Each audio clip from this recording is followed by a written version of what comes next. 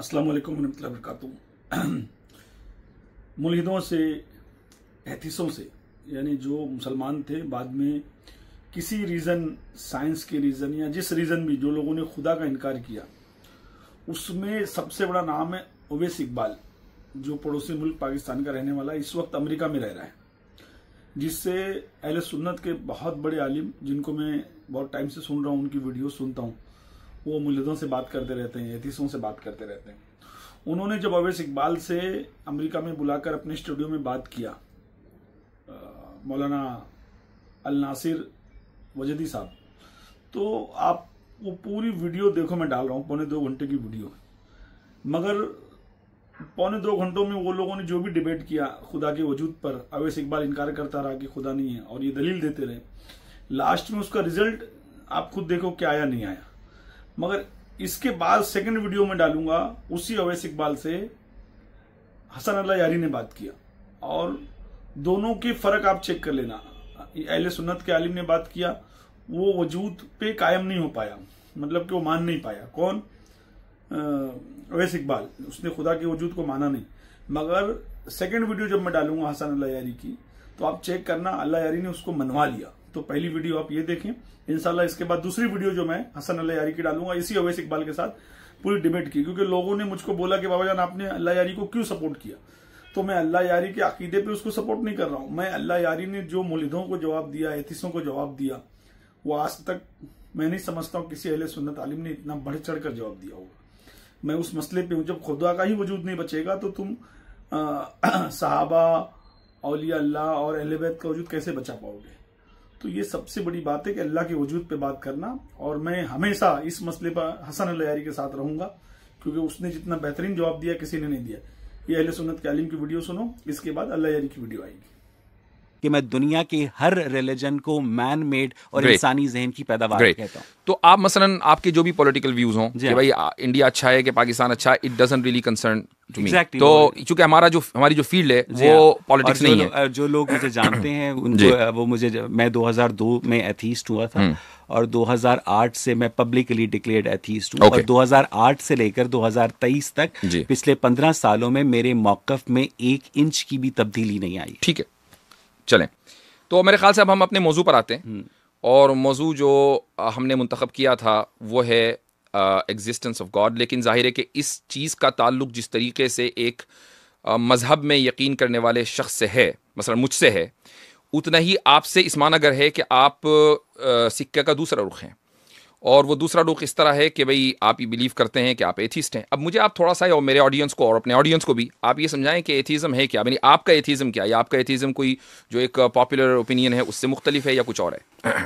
असल में बात यह है कि जो खुदा का तसव्वुर है एक एथीस्ट के नज़दीक, वो इंसानों ने इस कायनात की तौजीह करने के लिए तराशा है। ठीक है, एक पुराने ज़माने में इंसान को नहीं पता था कि तूफ़ान कैसे आते हैं, ज़लज़ले कैसे आते हैं, और मौत के बाद क्या उसकी जो ज़िंदगी है उसका कोई मकसद है कि नहीं।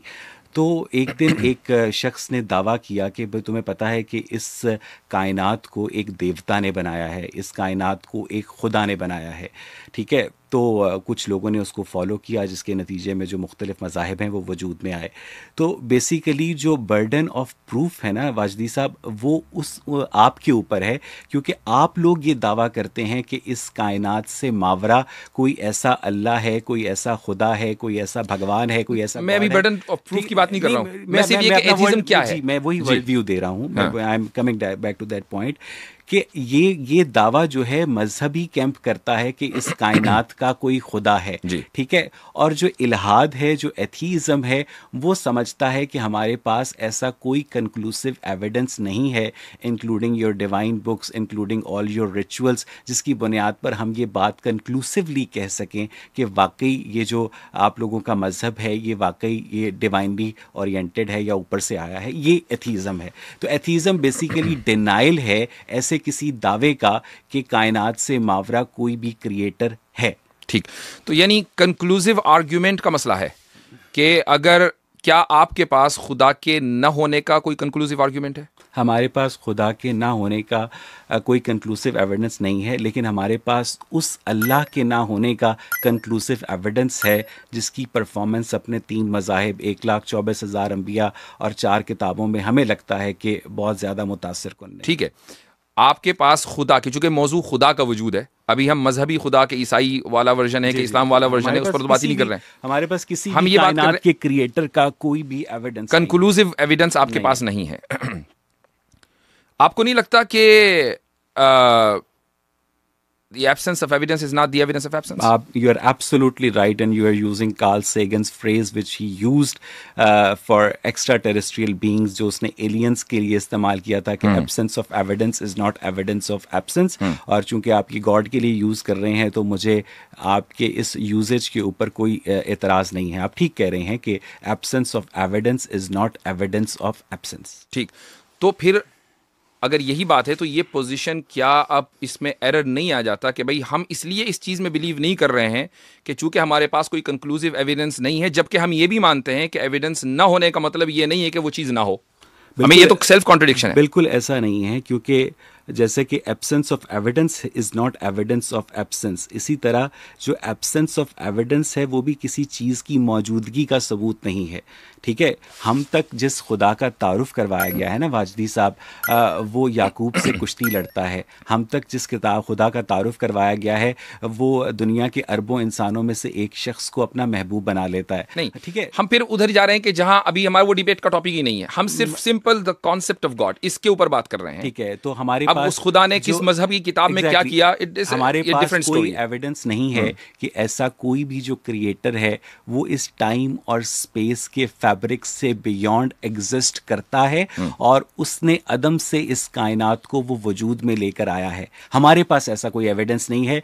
ये दावा आप लोगों ने किया है कि इस कायनात का कोई खुदा भी है और बाकायदा वो इस कायनात को वजूद में भी लेकर आया है, और मैं यहाँ पर मजहबी खुदा की बात नहीं कर रहा हूँ, जब हम आएंगे तो उस पर भी बात। ठीक है, तो अब हम आगे बढ़ते हैं और मेरा आपसे जो सवाल है बुनियादी वो ये सवाल है, और मैं इसलिए स्क्रीन शेयर कर रहा हूँ ताकि आपको जो है वो आसानी हो देखने में। मेरा जो पहला सवाल है वो ये है, how do you know the truth?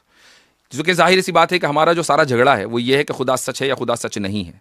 तो हमें पहले ये डिफाइन ज़रूर करना पड़ेगा कि हम सच को जाने कैसे और किस बुनियाद पर हम सच तक पहुँच सकते हैं। सर, खुदा सच है या खुदा झूठ है, इस बात का फैसला तो हम तब कर सकते हैं ना जब आप ये बात साबित कर दें कि खुदा है।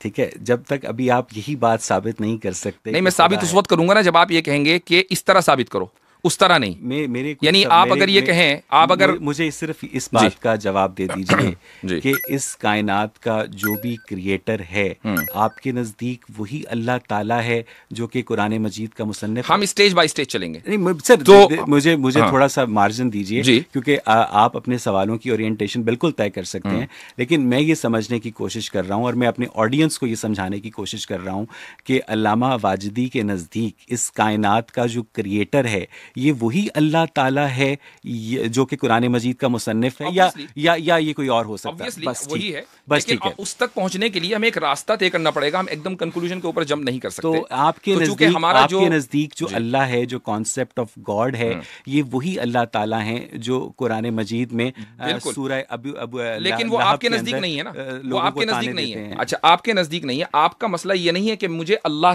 से चिढ़ है या मुझे अल्लाह का इंकार है। आपका मसला है कि खुदा मौजूद नहीं है, क्रिएटर मौजूद नहीं है, ये आपका मसला है। जी, हमारे दोनों मसले हैं। तो हमारे नजदीक, लेकिन पहला मसला तसव्वुर, मैं आपको एक कॉमन सेंसिकल, एक minute, let me speak 1 second. आप दो चीजें लेकर चलते हैं, एक ये कि खुदा मौजूद है या नहीं, पॉइंट नंबर 1। अगर खुदा मौजूद है तो वो अल्लाह है कि जो कुरान का अल्लाह है या नहीं, पॉइंट नंबर 2। इमेजिन करें कि अगर पहला पॉइंट साबित नहीं हुआ तो दूसरा पॉइंट खुद ब खुद फेल हो जाता है। ठीक है, तो अब आप जब ये जो क्रोनोलॉजिकल ऑर्डर है, जब आप इस पर चलेंगे तो तभी तो हम दूसरे स्टेज पर पहुंचेंगे। अगर आप ये चाह रहे कि नहीं मैं पहले अल्लाह को साबित करूं फिर वजूद बारी पर बात करूं। मसला ये है वाजिदी साहब कि आपने बहुत सही बात की कि खुदा जो है पहले उसके वजूद को साबित करना है और फिर नंबर 2 पे उस वजूद को साबित करना है कि वो खुदा वही अल्लाह है जिसने कुरान मजीद फुरकान हमीद को ऑथर किया। लेकिन ये दो सवाल इसलिए अलग नहीं किए जा सकते क्योंकि अभी आपने ख़ुद तस्लीम किया कि मेरे नज़दीक कायनात का खालिक वही अल्लाह है जो कुरान का मुसन्निफ है। देखिए, कुरान का नुज़ूल जो है वो तो 1400 साल पहले है ना, तो अल्लाह ताला का वजूद तो 1400 साल पहले भी था। तो अगर ये डिबेट आज से 1400 साल पहले हो रही होती तो आप मुझसे कुरान के बारे में सवाल करते? क्योंकि मैं उसकी आइडेंटिटी के लिए फिर आपसे ये पूछता, अगर ये डिबेट 1400 साल पहले हो रही होती कि आपके नज़दीक कायनात का खालिक वही अल्लाह ताला है जिसने हज़रत इब्राहिम को अपने बेटे की आपने बहुत अच्छा सवाल किया कि आप आइडेंटिटी के लिए कोई रेफरेंस देते, अपने बेटे की गर्दन पे छुरी चलाने का हुक्म दिया। राइट, मैं आपसे एक सवाल करता हूँ। वो सवाल ये है कि आप मसलन थोड़ी देर के लिए हाइपोथेटिकली स्पीकिंग आप ये कहते हैं कि इंसान का कोई वजूद नहीं है, ठीक है, इंसान का हाइपोथेटिकली स्पीकिंग, और फिर आप मुझसे, और मैं कहूं कि नहीं इंसान का वजूद है, और आप मुझसे सवाल करें कि काला इंसान कैसा होता है या गोरा इंसान कैसा होता है, तो मैं आपसे ये नहीं कहूंगा कि काला ऐसा होता है और गोरा ऐसा होता है। मैं आपसे कहूंगा कि पहले हम इंसान के वजूद पे बात करेंगे, उसकी आइडेंटिटी बाद में आएगी। तो हम खुदा के वजूद पर पहले बात करेंगे, उसकी आइडेंटिटी को, उसने इब्राहिम को क्या हुक्म दिया था और मोहम्मद सल्लल्लाहु अलैहि वसल्लम को क्या हुक्म दिया था, ये मसला बात का है। क्या आप खुदा के वजूद को उसकी आइडेंटिटी से अलग करके देख सकते हैं? खुदा की आइडेंटिटी उसकी सिफात हैं, और पहले जात साबित होती है, उसके बाद सिफात साबित होती हैं। आपने वो सिफात जो हैं तमाम तर खुद एट्रीब्यूट की है ना। अगर एक आदमी वजूद जात का ही मुनकिर हो तो सिफात के ऊपर तो कभी उससे डिबेट हो ही नहीं सकती ना। ठीक है, मैं पहले तो जात के ऊपर बात करनी पड़ेगी। इत्तेफाक करता हूं, यानी अगर मैं एग्जिस्ट नहीं करता तो मेरी ब्रेवरी या मेरी की जो एग्जिस्टेंस है जी, उसका जो दावा है वो रिलीजन ने किया है। तो रिलीजन का जो बारिश सबूत है, एग्जैक्टली, ठीक है, अगर मैं ये दावा करूं कि इस वक्त मेरी जैकेट के अंदर टक बिस्किट है, तो आप मुझे कहेंगे कि भाई साबित करो, तो मैं ये निकालूंगा, आपको टक बिस्किट दिखा दूंगा। इसी तरह ये रिलीजन ने दावा किया है कि भाई खुदा एग्जिस्ट करता है, तो इसका बारिश सबूत भी आपके ऊपर है कि आप साबित करें कि खुदा एग्जिस्ट करता है। एग्जैक्टली, यही मैं इसीलिए मैं आपसे पूछना चाह रहा था कि मैं साबित जब ही करूंगा, चूंकि मुझे मेरे पास दलाइल हैं, ऑब्वियसली मैं इसीलिए बैठा हूं आपके साथ। मान लीजिए मैं 10 दलीलें दे दूं आपको और आप ये कहेंगे मैं तो इनमें से किस दलील को नहीं मानता। So therefore we need to come on a common ground कि आप ये बताएं कि आप सच्चाई तक पहुंचते कैसे, नहीं कौन सी चीज आपके नजदीक दलील है, वो किस तरह की दलील होनी चाहिए ताकि मैं आपको दलील दूं। वैसे आपको खुदा की मौजूदगी साबित करने के लिए दलील की जरूरत? आपको जरूरत है, मुझे नहीं। तो आपने कैसे खुदा को पहचाना? मेरी तो फितरत है इंसान की, लेकिन अब आपकी भी फितरत है। नहीं, आपकी भी फितरत है, बाज़ मरतबा फितरत ढक जाती है। मिसाल के तौर पर अगर मैं किस कंप्यूटर के ऊपर कपड़ा डाल दूं तो आप पहचान नहीं पाएंगे कि कंप्यूटर है, लेकिन आपके नजदीक ट्रूथ तक, किसी भी चीज के ट्रूथ तक पहुंचने का आखिर कोई तो तरीका होगा ना। आप डिनाइल में तो नहीं रह सकते कि मैं तो सच्चाई को जानता ही नहीं हूं। देखिए, हमारे पास जितने भी आर्गुमेंट्स हमें पेश किए गए हैं एक क्रिएटर की मौजूदगी के, तो वो हमें बहुत बचकाना मालूम होता है। ठीक है, लेट्स डिस्कस दोज आर्ग्यूमेंट्स कि वो जो बचकाना है, लेकिन मैं आपको वो बचकाना आर्ग्यूमेंट दूं कब? चले मैं आपसे, मुझे ये तो बताइए कि सच्चाई का दारोमदार किस चीज पर है? मैं आपसे समझने के लिए कोशिश करता हूं कि आपको कैसे लगता है कि इस कायनात का कोई खुदा है। मैं आपसे अगर मैं आपको ये बता दूं, अब मैं ये आइडेंटिटी से हटकर एग्जिस्टेंस पे बात कर रहा हूं। आइडेंटिटी पर हम बाद में आएंगे, आप पहले एग्जिस्टेंस ऑफ गॉड को प्रूव कर दीजिए। तो आप ये नहीं बताएंगे कि मैं कैसे प्रूव करूं, यानी मुझे आपको किस तरह की दलील चाहिए? कि मुझे आप ये बिल्कुल ऐसी ही बात है कि आपको किस तरह का खाना खाना है। भाई आप ये दलील, आपको मेरे पास, आपके पास दलीलों की वैरायटी है। मुझे नहीं लगता अगर आपके पास सॉलिड दलील है तो वो सॉलिड दलील कोई भी हो सकती है। अगर आप मुझे बताइए कि इस कायनात का एक खाने की मिसाल ले लेते हैं। अगर आप सर प्लीज, इस कायनात का एक खुदा है, ये दावा रिलीजन ने किया है, आपने किया है, मैंने नहीं किया है, हमें नहीं, इससे पहले हमें नहीं पता था। अब आप इस दावे को किसी भी ऐसी दलील से साबित कर दें जो मुझे समझ आ जाए, जो हमारे ऑडियंस को समझ आ जाए। ठीक, आपने खाने की मिसाल दी कि जी आप किस तरह का खाना खाएंगे, बात बिल्कुल सही है। ये सवाल उस वक्त नामाकूल होगा कि जब आप खाने के वजूद पर यकीन रखते हो, फिर मैं पूछूंगा आप किस तरह का खाना खाएंगे। लेकिन अगर आप खाने के वजूद पे ही यकीन न रखते हो और मैं फिर आपसे पूछूंगा आप पिज्जा खाएंगे या बर्गर खाएंगे, तो ये सवाल बिल्कुल नामाकूल होगा, चूंकि आप ये कह सकते हैं कि खाने का तो वजूद ही नहीं है, आप मुझसे किस तरह का खाना पूछ रहे हैं। खुदा की मौजूदगी की दलील की जो किस्म दरियाफ्त की थी, आपने खुदा को की जो दलील है उसको आपने खाने से कंपेयर कर दिया है। नहीं, आपने किया, उसका जवाब दे रहा हूं। दलील को कंपेयर किया है, मैंने दलील को खाने से कंपेयर किया है, मैंने खुदा को कंपेयर नहीं किया है। चले हम इस निटी ग्रिटी में पड़े बगैर, हम मुझे सिर्फ ये, आपके नजदीक कोई तो स्टैंडर्ड होगा ना ट्रूथ का। मैं कहता हूं ये सवाल कॉमन सेंस है कि एक चीज, एक ऐसी हस्ती जो कि all knowing, all powerful God है, वो इस टाइम स्पेस के फैब्रिक को कैसे वजूद में लाई। ठीक, let's agree on the common sense. Common sense आपके नजदीक ट्रूथ का मेयार है, राइट? आप मुझसे ये तो नहीं कहेंगे कि भाई उस खुदा को तो डिटेक्ट नहीं किया, किसने देखा? आपके नजदीक देखना कोई जरूरी तो नहीं है? सर ये जब आप अपनी दलील सामने जी, रखेंगे तो जी, मैं उस दलील के बारे में जो मेरे आजाना सवालात होंगे मैं जी, आपके आगे रखूंगा। जी, फिलहाल हमने गुफ्तगू का आगाज कहीं से तो करना है ना। जी, जी, मुझे बिल्कुल। मुझे मुझे सिर्फ ये बताइए, मुझे जी, समझने के लिए बताइए कि इस कायनात का एक खुदा है जी, जो एक कॉन्शियस डाइटी है, जी, ये आपको कैसे पता ठीक। चला?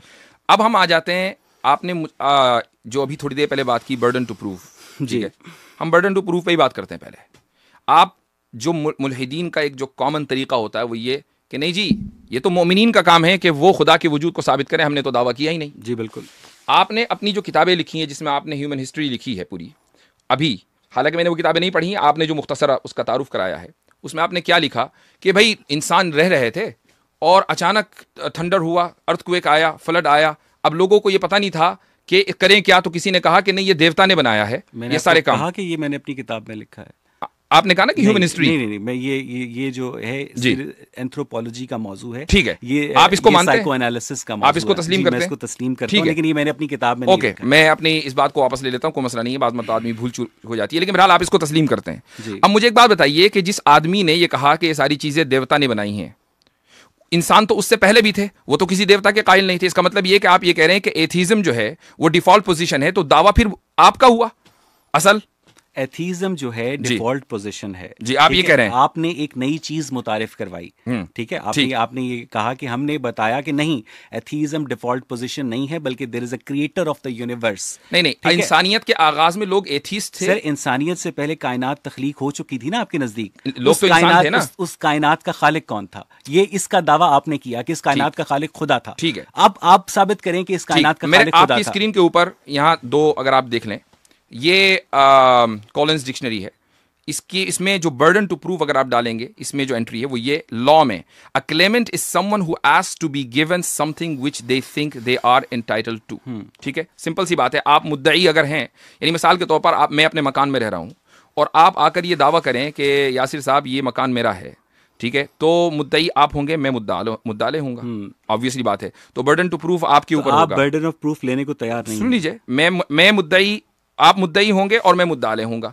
मेरा काम दलील देना नहीं होगा, आपका काम दलील देना होगा। क्यों? इसलिए कि मैं उस मकान में रहता आ रहा हूं। ये इंसानियत शुरू से किसी मरकजी खुदा में बिलीव करती आ रही है। यही वजह है कि आप अगर किसी भी किताब को उठाएं फिलॉसफी की, तो उसमें जो नॉन एथिस्ट है हिस्ट्री का, वो 500-600 बीसी था वो, और इसका नाम डेमोक्रेटिक। इसके अलावा आपके पास कौन सा तरीका है पहचानने का? बीसी से स्टार्ट हुई है ना, उससे पहले हमारे पास राइटिंग नहीं थी। ठीक, तो आपने कैसे पहचाना? जो टेक्निक है वो हमने 3-4 हजार साल पहले इवॉल्व की है। ठीक, ये जो आपका बड़ा इंटरेस्टिंग दावा है कि इंसान हमेशा से किसी कायनात के खुदा के, किसी क्रिएटर के ऊपर यकीन रखता आया है, इस दावे का माखज़ क्या है सर? अब मैं कहता हूं कि नहीं रखता आया, इसका कोई माखज़ है? मुझे यही बता दीजिए ना कि इंसानों ने इस कायनात की जो, जी, हमारे नजदीक जो ये इंसान है प्लैनेट अर्थ के ऊपर, लोअर लाइफ फॉर्म से इवॉल्व हुए हैं। ठीक है, जो लोअर लाइफ फॉर्म से इवॉल्व होते होते उन्होंने बाकायदा लैंग्वेज की जो फैकल्टी है उन्होंने वो इवॉल्व की है, और उसके बाद उन्होंने सोचा, मज़ाहिर फितरत की तौजीह की, और उस तौजीह के अंदर उन्होंने एक फर्जी खुदा को रखा। तो ये भी तो मफरूजा ही हुआ ना? नहीं सर, ये मफरूजा इसलिए हुआ कि पहले आपने एक चीज हमारे पास एवोल्यूशन हुआ। हमारे पास घड़ी नहीं है सर, आपकी दांतों के अंदर जो कैल्शियम है ना, नहीं, सर मेरी बात सुन लेने देना, मैं आपको नहीं टोकूंगा, और आप मुझे 30-40 सेकंड का मार्जिन दीजिएगा, चाहे आपके ज़हन में कोई बात, I will also give that.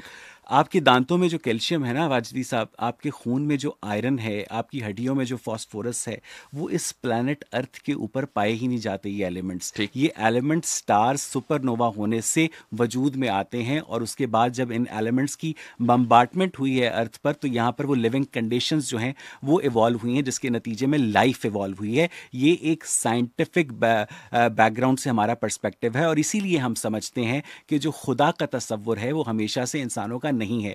अब अगर आप पहले आदमी हैं मजहबी तबके से जो ये कह रहा है कि बर्डन ऑफ प्रूफ ही हमारे ऊपर नहीं है। जी हाँ। ठीक है, आपने बर्डन ऑफ प्रूफ लेने से ही इनकार कर दिया है, और उससे पहले आलम इस्लाम के जितने उलमा हैं वो बर्डन ऑफ प्रूफ लेते रहे हैं। आज आपने ये डिफॉल्ट पोजीशन जो है वो दावा कर दी है कि तमाम तर जो इंसान है वो किसी न किसी खालिक की मौजूदगी का इकरार करते आए हैं। तो फिर और उसकी वजह यह है कि जो इस वक्त हमारी जो नॉन सिविलाइजेशन है, कदीम एंशिएंट, जो सबसे ज्यादा कदीम सिविलाइजेशन है, उसमें भी अगर आप जाएं और उसकी हिस्ट्री पढ़ें तो उसमें भी किसी न किसी मरकजी खुदा का वजूद है। बाकी जो आप कह रहे हैं उसको आप हाइपोथेसिस तो कह सकते हैं। 1 लाख साल पहले आप उसको हाइपोथेसिस कह सकते हैं, और वो हाइपोथेसिस एक दूसरी हाइपोथेसिस के ऊपर, अब मुझे आप बोलने दें। जी, वो हाइपोथेसिस दूसरी हाइपोथेसिस के ऊपर डिपेंड करती है कि चूंकि एवोल्यूशन हुआ है। चलिए मैंने थोड़ी देर के लिए मान लिया कि एवोल्यूशन हुआ है। अब आपने ये उसके बाद ये मफरूजा, इसीलिए मैंने गढ़ने का लफ्ज़ बोला, ये मफरूज़ा गढ़ा चूंकि एवोल्यूशन हुआ है और इंसान जो है वो यहाँ तक पहुँचा,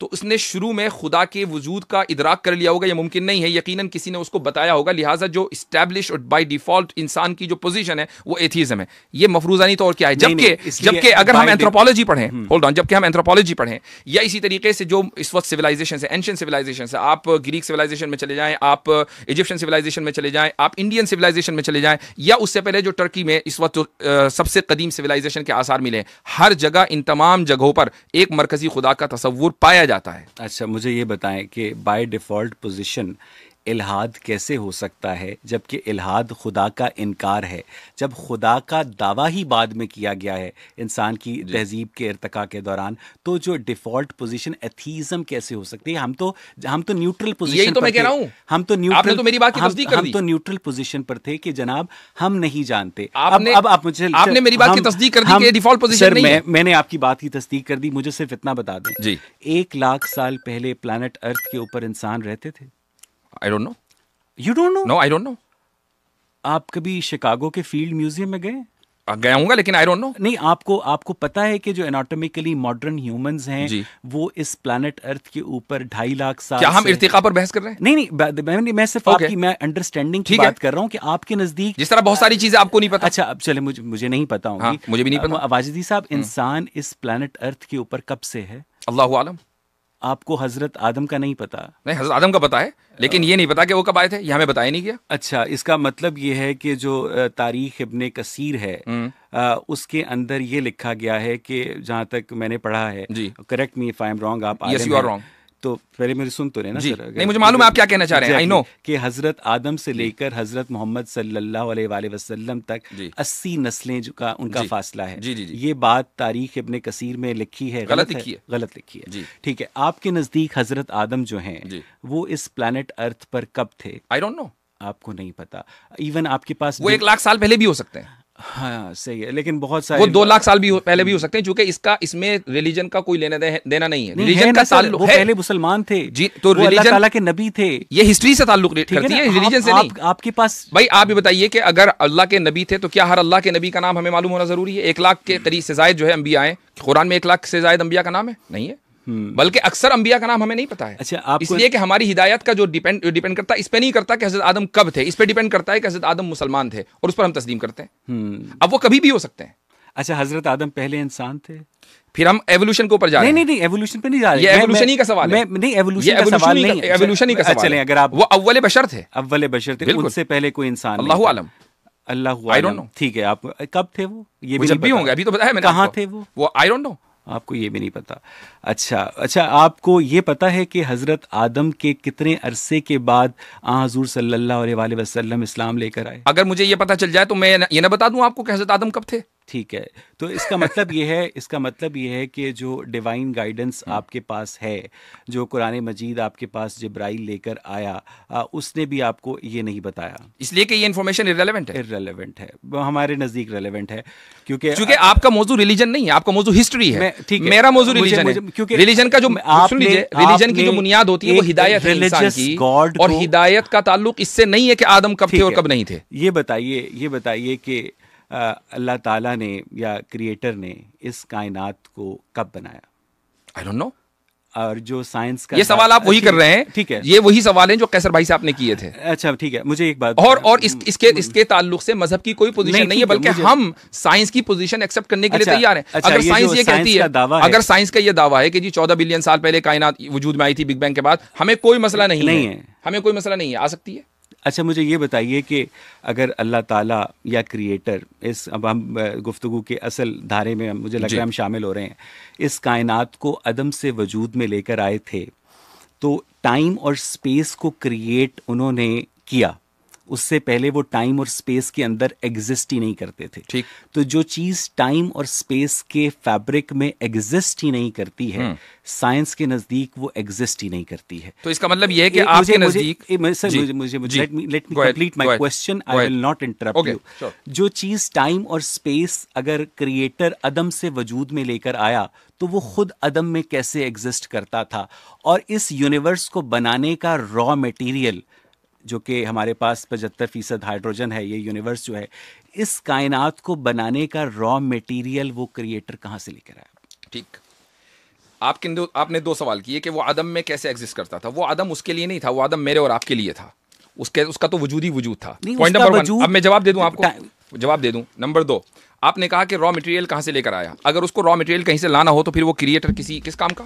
क्रिएटर कहते ही उसको है जो हर चीज़ को बनाए, जो रॉ मटेरियल को भी बनाए और जो ट्रांसफॉर्म भी करे एक चीज़ से दूसरी चीज़ में। क्रिएटर वो है। अगर आप इस्लाम का या किसी भी मजहब का बुनियादी मुकद्दमा नहीं समझते तो फिर आप ये कैसे डिबेट कर सकते हैं? आप ये कह रहे हैं कि रॉ मटेरियल कैसा है, क्या रॉ मटेरियल क्रिएट नहीं हो सकता? बिल्कुल हो सकता है। अगर क्रिएटर को हम ऑल पावरफुल मान रहे हैं तो हम ये भी मान रहे हैं कि वो रॉ मटेरियल भी क्रिएट कर सकता है। बात ये नहीं है, बात ये है कि अगर आप उसको स्पेस में और टाइम में मानते हैं, मसलन कोई भी क्रिएटर है, उसको आपने स्पेसलेस नहीं माना, उसको आपने टाइमलेस नहीं माना, बल्कि उसी टाइम और स्पेस में माना जिसमें ये कायनात वजूद में आई है, तो क्या आप ये कह रहे हैं कि कायनात खुद से खुद वजूद में आ गई? मैंने ये कहा कि हमें तो पता ही नहीं है कि ये कायनात कैसे वजूद में आई है। ये दावा रिलीजन ने किया है कि ये कायनात तो जनाब जब मैं ये कहता हूं कि हमें ये नहीं पता कि आदम कब आए थे, तो आपको मसला होता है? नहीं, क्योंकि आपके पास तो, क्योंकि हमने कभी ये दावा नहीं किया कि आदम कब आए थे। आपके पास तो डिवाइन गाइडेंस है ना सर। आपके डिवाइन गाइडेंस का मतलब ये नहीं, जिसने आदम को पैदा किया। डिवाइन गाइडेंस का मतलब हरगिज ये नहीं है कि खुदा ने अपने सारे उलूम इंसान को मुंतकिल कर दिए। जाहिर है जो इंसान सोच सकता था वो इस किताबों में लिख सकता था, वो एक अलग मसला है। वो आप टॉन्ट करते हैं, कोई मसला नहीं है। अच्छा मुझे ये बताएं, coming back to the point, कि आपके नजदीक टाइम और स्पेस जो है वो क्रिएट हुए हैं, जी राइट सर? जी हाँ। टाइम और स्पेस एक क्रिएटर ने क्रिएट किए हैं, और वो टाइम और स्पेस का जो क्रिएटर है वो उससे पहले जिस अदम में था वो मेरे आदम में नहीं था। वो यही तो आपका सवाल गलत है। यही तो मैं कह रहा हूँ ना सर, कि मुझे समझा दें कि टाइम और स्पेस की क्रिएशन से पहले जी वो कहाँ था? जो था वो किस टाइम और स्पेस में एग्जिस्ट करता था? अच्छा। क्योंकि टाइम और स्पेस के बगैर कोई चीज एग्जिस्ट कर नहीं सकती। आप अपने सवाल में जो फैलेसी है वो समझ पा रहे हैं? नहीं सर, मुझे यही समझाइए आप ये कह रहे हैं कि टाइम से पहले खुदा किस टाइम में था? नहीं, मैं ये कह रहा हूं कि खुदा जो था वो इस टाइम स्पेस फैब्रिक से पहले किस ज़मानो मकान में था? टाइम से पहले किस टाइम में था? टाइम और स्पेस के फैब्रिक, मैं और आप इस वक्त शिकागो के अंदर 2023 में बैठे हैं। ठीक है। अगर यहाँ पर मैं टाइम चेंज कर दूंगा तो आप दोनों में से कोई एक नहीं होगा, स्पेस चेंज कर दूंगा तो कोई नहीं होगा। इसीलिए जो आइंस्टाइन था वो जनरल थ्योरी ऑफ रिलेटिविटी के अंदर टाइम स्पेस फैब्रिक की बात करता है। मुझे ये बताइए कि ज़मानो मकान तो खुदा ने तख्लीक की, तो उस तख्लीक से पहले वो कहाँ था? जब ज़मानो मकान उसने तख्लीक किए हैं तो ज़मानो मकान को आपने मखलूक मान लिया।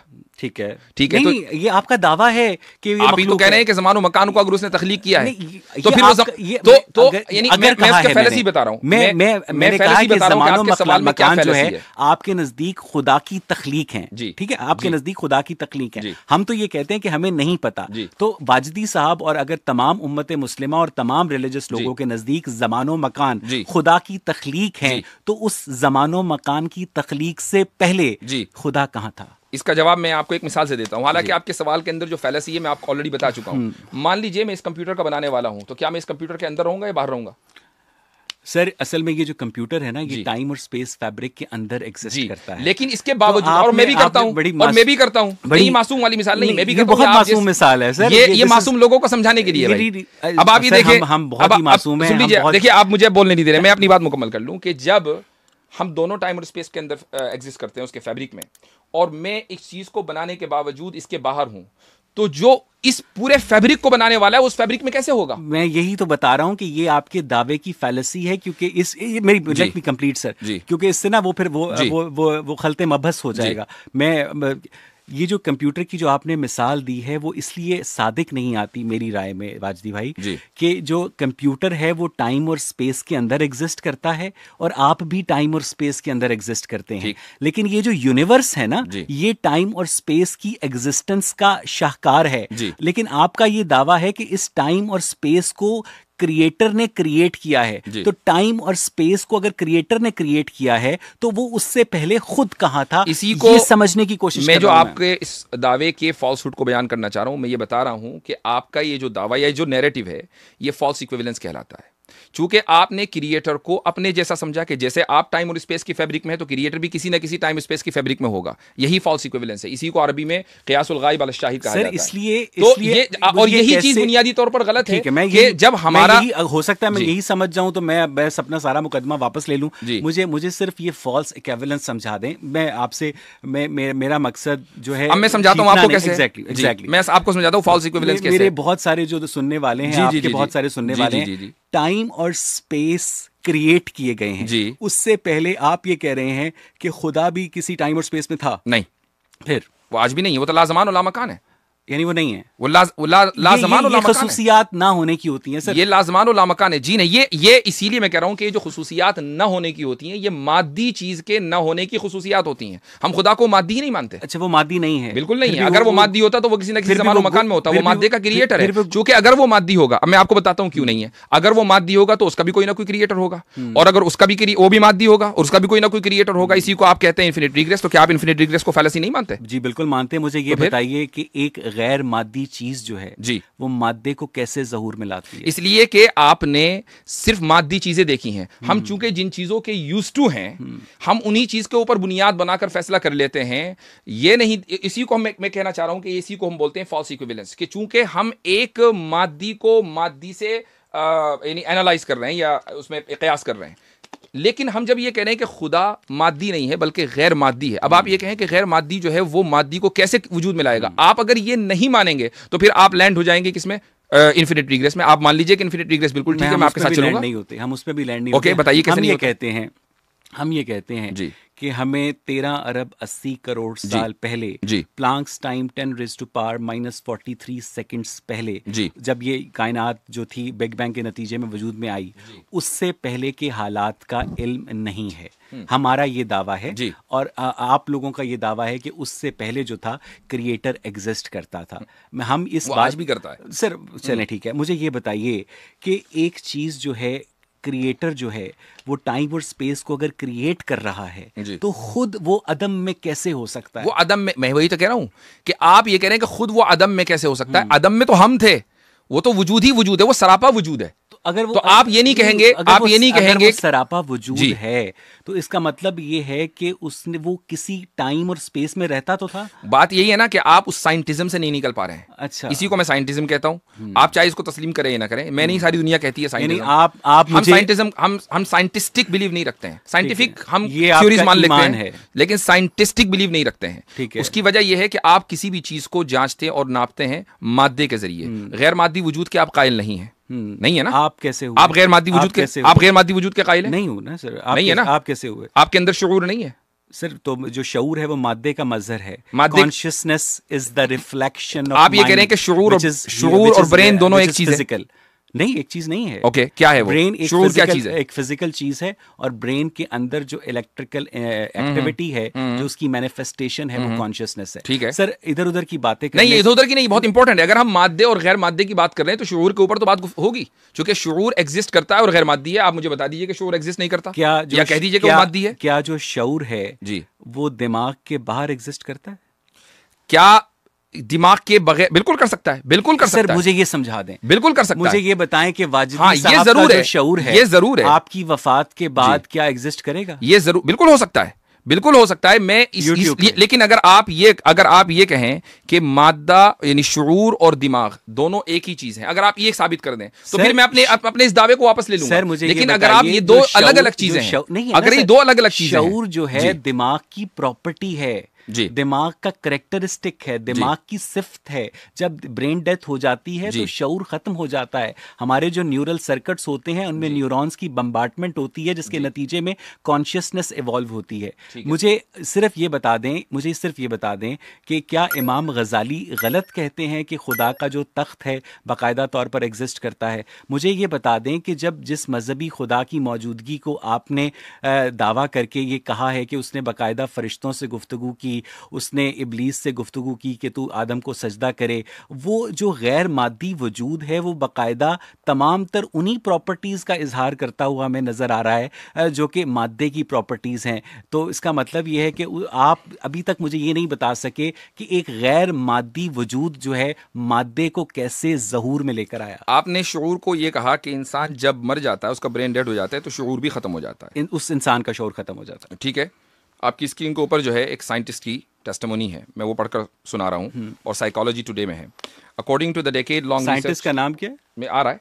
According to the decades long research of doctor Peter Fenwick, a highly regarded neuropsychiatrist who has been studying the human brain, consciousness, and the phenomena of near-death experience (NDE) for 50 years. Consciousness persists after death. In fact, Fenwick believes that consciousness actually exists independently and outside of the brain as an inherent property of the universe itself, like dark matter and dark energy or gravity. Hence, if in Fenwick's view, the brain does not create or produce consciousness, rather it filters it. जिस तरह वाजिदी साहब कहेंगे कि creator है और हम नहीं मान सकते, उसी तरह अगर डॉक्टर पीटर फैनविक ये कहेंगे कि कॉन्शियसनेस ब्रेन से बाहर एग्जिस्ट करती है, आप नहीं मानेंगे? तो हाँ, मैं सिर्फ ये पूछूंगा वाजिदी साहब कि कॉन्शियसनेस ब्रेन से बाहर कहाँ एग्जिस्ट करती है? उसका कहाँ का फिर सवाल वही आएगा, जैसे ही मैं बताऊंगा कि कहाँ एग्जिस्ट करती है तो मैं फौरन कह रहा हूँ कि शऊर मादी है, जबकि हम शऊर को गैर मादी मानते हैं। यही तो पॉइंट है। जो शऊर है, यही पॉइंट है। वो अगर गैर मादी है तो वो अपनी मैनिफेस्टेशन के लिए एक मादी दिमाग का मोहताज क्यों है? उसको एक कैरियर क्यों चाहिए? इसलिए कि शऊर खालिक नहीं है, शऊर तो खुद मखलूक है। तो खालिक जिस तरीके से चाहेगा कि उसका मजहर कहां और उसका मैनिफेस्टेशन कहां, वही होगा।